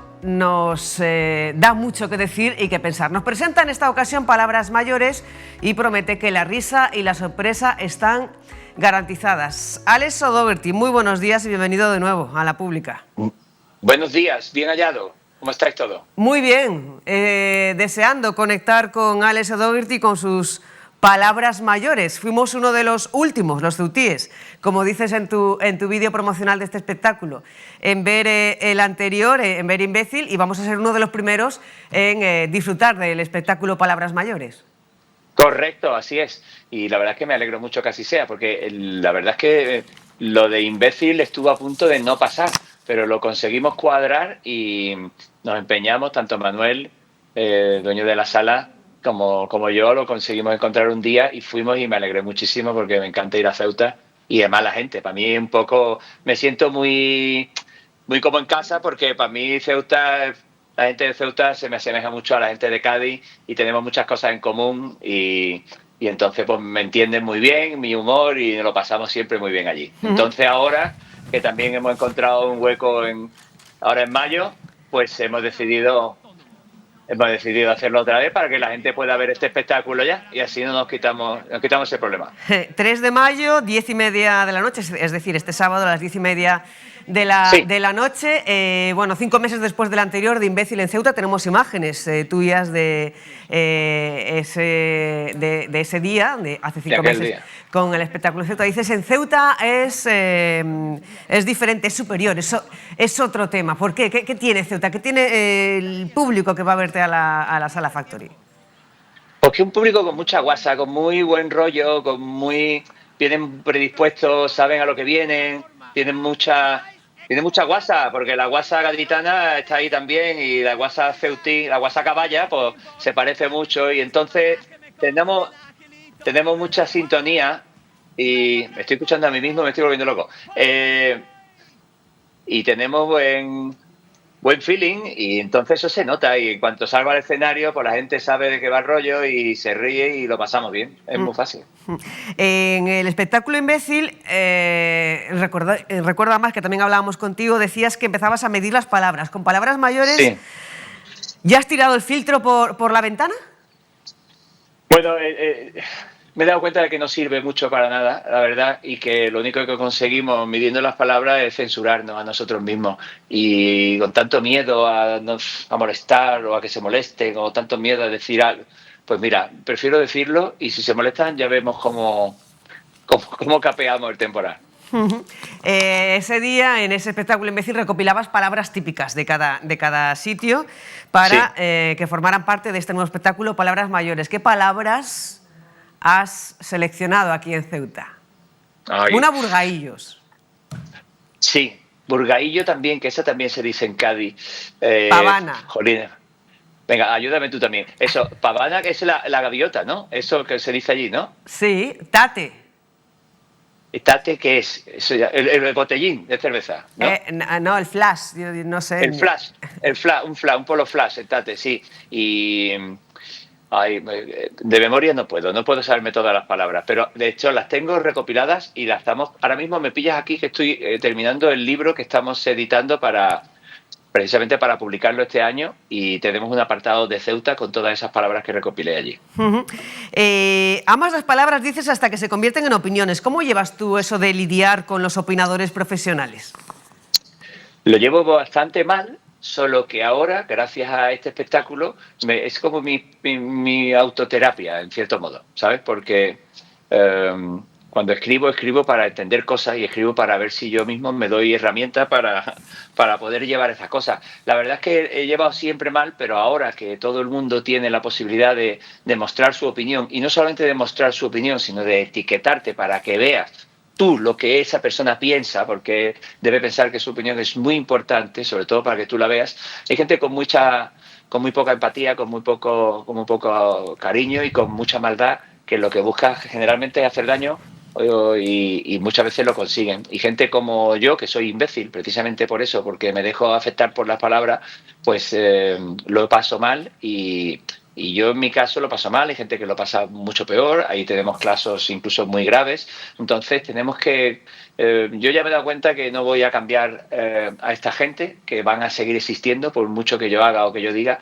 Lo que tenemos fundamentalmente que hacer es conseguir que no nos cambien a nosotros y que no modifiquen nuestra conducta, que no nos quiten las ganas de hacer cosas. Si a ti te gusta pues grabarte vídeo tocando la guitarra y te dicen que es una mierda, pues que no consigan que dejes de grabarte esos vídeos, que tú sigas haciendo lo que a ti te gusta, y por eso yo manifiesto en el espectáculo que hay que seguir haciendo el imbécil, que al fin y al cabo no es más que eso, seguir siendo lo que cada uno es, en mi caso, el imbécil. ¿Qué te dio a cambiar ese registro y del anterior espectáculo Imbécil en el que medías las palabras a quitarte completamente los filtros?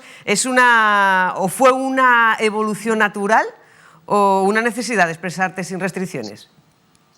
Bueno, en realidad tampoco es que yo en imbécil midiera las palabras. El espectáculo se llamaba Imbécil midiendo las palabras porque me di cuenta que medir las palabras era de imbéciles. Pero sencillamente en imbécil también decía lo que quería decir. Solamente que en este caso ya me he dado cuenta de que no conseguí que me dejaran de afectar las palabras y tenía que seguir investigando por qué. Por eso he tenido que hacer este otro espectáculo. Y para darme cuenta al final de que precisamente es eso lo que tenemos que hacer. Es que es una lucha que no vamos a conseguir nunca. Esto de cambiar el mundo, lo importante, bueno, tenemos que seguir intentándolo, pero lo importante, mira, vienen a visitarme aquí todo el mundo. Lo importante es que no nos cambien a nosotros. Hemos perdido la imagen, Alex. ¿Por qué? Pues no sé, te hemos perdido la imagen. Continuamos con el audio, con el sonido, pero la imagen la hemos perdido. No sé si es consecuencia de todos estos problemas de conexión que llevamos teniendo. Aquí estamos. Durante las últimas horas. Creo que te hemos vuelto a recuperar. No sé si podrías hacer el juego de inventar una palabra mayor aquí en directo con nosotros ahora. ¿Qué queréis que haga? Que me invente una palabra mayor. Una palabra mayor. Unas cosas. ¿Cómo qué? ¿Cómo qué? Entre caballa y gaditano, que es lo que soy yo, podemos inventarnos caballetano. Caballetano, que suena Cayetano, pero caballitano es la mezcla de nosotros. Así voy yo a fundirme con todo el público para pasarlo bien este sábado. Pues caballitano, te esperamos este sábado. Tienes toda la cámara para ti, para que invites a las personas que nos están viendo ahora a acompañar a este caballitano el próximo sábado 3 de mayo a partir de las 10:30 de la noche a la Sala Factory en uno de los primeros pases del espectáculo Palabras Mayores. Bueno, amigos de Ceuta, amigas de Ceuta, ya sabéis que cuando hemos estado allí, ya son muchas veces, lo hemos pasado muy bien, la risa nunca sobra, estamos todo el día viendo cosas que pasan, precisamente ayer lo que pasó, que si apagones, que si pandemias, que si cosas, lo que necesitamos es poder salir y distraernos, y para eso estoy aquí, para que olvides tus problemas durante hora y media o 2 horas y salgas de allí rejuvenecido, revitalizado, como cuando sale del gimnasio, pero sin sudar. Así que este es un buen plan para una noche de sábado. Vente con nosotros, que no te vas a arrepentir. Me gusta esa definición, como cuando sales del gimnasio pero sin sudar. Nos hemos encontrado muchas veces estos caballitanos en diferentes escenarios aquí en Ceuta. ¿Qué diferencia van a haber entre este espectáculo y los anteriores, Alex? En realidad mucho, porque este es un espectáculo bastante más loco, bastante más... Yo siempre he tenido espectáculos muy estructurados, este también lo es, pero tengo una sección que se llama Esto no viene a cuento, en el que de repente me salgo de la línea argumental para contar cosas que no vienen a cuento, pero que a mí me preocupan mucho, ¿sabes? Y entonces, pues también juego con el público, tengo un bastón micrófono que paso al público para que me cuenten sus cosas también. Es un espectáculo bastante... He conseguido hacer un espectáculo bastante diferente a Imbécil, pero respetando un poco el espíritu del anterior. Aún así, es un espectáculo que yo precisamente no había hecho nunca antes. Así que me parece que la gente... Bueno, ya por la experiencia que tengo en estos meses que llevamos haciéndolo, la gente le está gustando mucho, lo está pasando muy bien. O sea que ahora, pues, no hay excusa para no venir. ¿Es tu espectáculo más personal, podríamos decir? Se dice eso, siempre. Todos mis espectáculos son mis espectáculos más personales. Pero en este caso sí cabe todavía más, porque yo en todos los espectáculos me busco mucho para adentro para ver si consigo encontrar respuestas. Y el hallazgo de seguir haciendo el imbécil, de poder intentar que nadie nos cambie, que seguir haciendo las cosas que nos gustan, eso es sin duda de lo más personal que he contado nunca. Y además reparto globos. ¿Qué más puedo hacer? Pues la verdad que son diferentes ganchos para invitarnos, para que se nos apetezca pasar un buen rato, hora y media, olvidándonos de todos los problemas el próximo sábado 3 de mayo en la Sala Factory. Vamos a salir como cuando salimos del gimnasio, de felices pero sin sudar, con el humor y la risa que nos va a desatar este caballitano, que va a volver a subirse al escenario con su espectáculo Palabras Mayores. Muchísimas gracias, Alex, Volvemos Gracias a conectar el vosotros, sábado de a verdad. partir de las 10:30. Un placer. Allí nos vemos. Allí nos vemos, aquí nos vemos. Muchas gracias. Un beso grande. Chao. Alex O'Doherty volverá el sábado a la Sala Factory con su nuevo y último espectáculo Palabras Mayores. Las palabras mayores que habéis seleccionado aquí en Ceuta: Tate, Guripa, Pavana, Burgaellos, Zarpajazo y más. Nos acercamos al final de esta conexión con la actualidad local en Ceuta, que nos lleva ahora de nuevo, como venimos haciendo en los últimos días, a la Audiencia Provincial. Allí sigue desarrollándose el juicio por el asesinato, por el homicidio de una mujer en Parques de Ceuta. Rafa Morales, muy buenos días, última hora, cuéntanos. Pues en la última hora, Susana, el juicio ya discurre en su recta final. Concretamente va a abordar dos aspectos: el ámbito psiquiátrico del acusado y también si el caso pertenece o se encuadra dentro de las características de violencia de género. Hacemos esta recopilación porque en la jornada de ayer se suspendió la vista oral a causa de que las conferencias que se estaban realizando, las videoconferencias con la península, pues quedaron interrumpidas por ese apagón eléctrico. Hoy se han retomado a lo largo de esta jornada. Ha intervenido de nuevo la psiquiatra que atendió al acusado y también en ese momento, en la consulta del día 3, accedió la víctima a esa consulta, como contamos ayer, por esos indicios que él tenía en relación a los celos, a las intenciones que tenía su mujer, donde la víctima le cuenta a la psiquiatra que se va a divorciar. En relación a esa consulta, ha indicado la psiquiatra que su paciente pues padecía trastorno bipolar y también paranoide de la personalidad, que estaba en unas circunstancias eufóricas como llegó y bajo síntomas de alcoholemia. En este sentido, ha reconocido que si hubiese sabido, ya que el acusado nunca le comentó que era policía nacional, policía local, tampoco quería tomarse la medicación. La psiquiatra ha reconocido, ante las preguntas que le han realizado los miembros de la vista oral, que si hubiese sabido esta característica y que poseía un arma, ella hubiese decretado la incapacidad laboral. Tenía desconocimiento absoluto de esta cuestión. Sí había acordado con la mujer que al día siguiente pues iba a ser internado para que recibiese tratamiento psiquiátrico.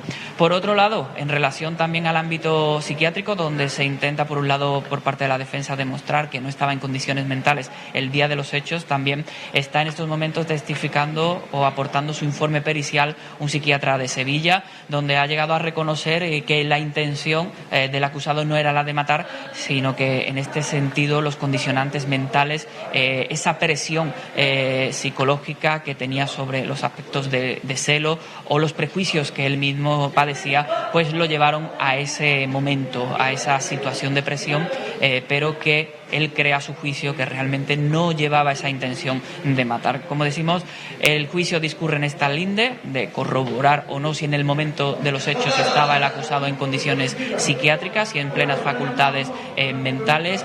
Quedan diferentes testificales, en este caso periciales. También se abordará la cuestión de si el caso es violencia de género o no. Y teniendo en cuenta este retraso, tenemos que decir que las previsiones eran que en este miércoles ya el jurado pudiese haber deliberado. Cuando terminen los testimonios periciales de hoy, se reunirá, será el turno de los informes, quizás se vaya a la jornada de mañana y quedará ya por último en esa recta final que el jurado establezca su veredicto. Pues gracias, Rafa, por esta crónica, esta amplia y detallada crónica. Como siempre, seguiremos pendientes de las próximas horas y también de las próximas sesiones de este juicio. Muchas gracias, buen trabajo, como siempre. Y así llegamos al final de esta conexión con la actualidad local en directo, conexión de martes. Mañana volvemos aquí, al mismo sitio, en Radio Televisión Ceuta, y a la misma hora, a las 10, con más conexiones, con más información de actualidad, con más información en directo de la ciudad. Nada más, se quedan con Carlos Coronado y a esta hora y después a partir de las 2 de la tarde, toda la información destacada de la mañana en la primera edición de los servicios informativos. Nos vamos, como siempre, dándoles las gracias por acompañarnos un día más y deseándoles que pasen muy buena tarde. Adiós.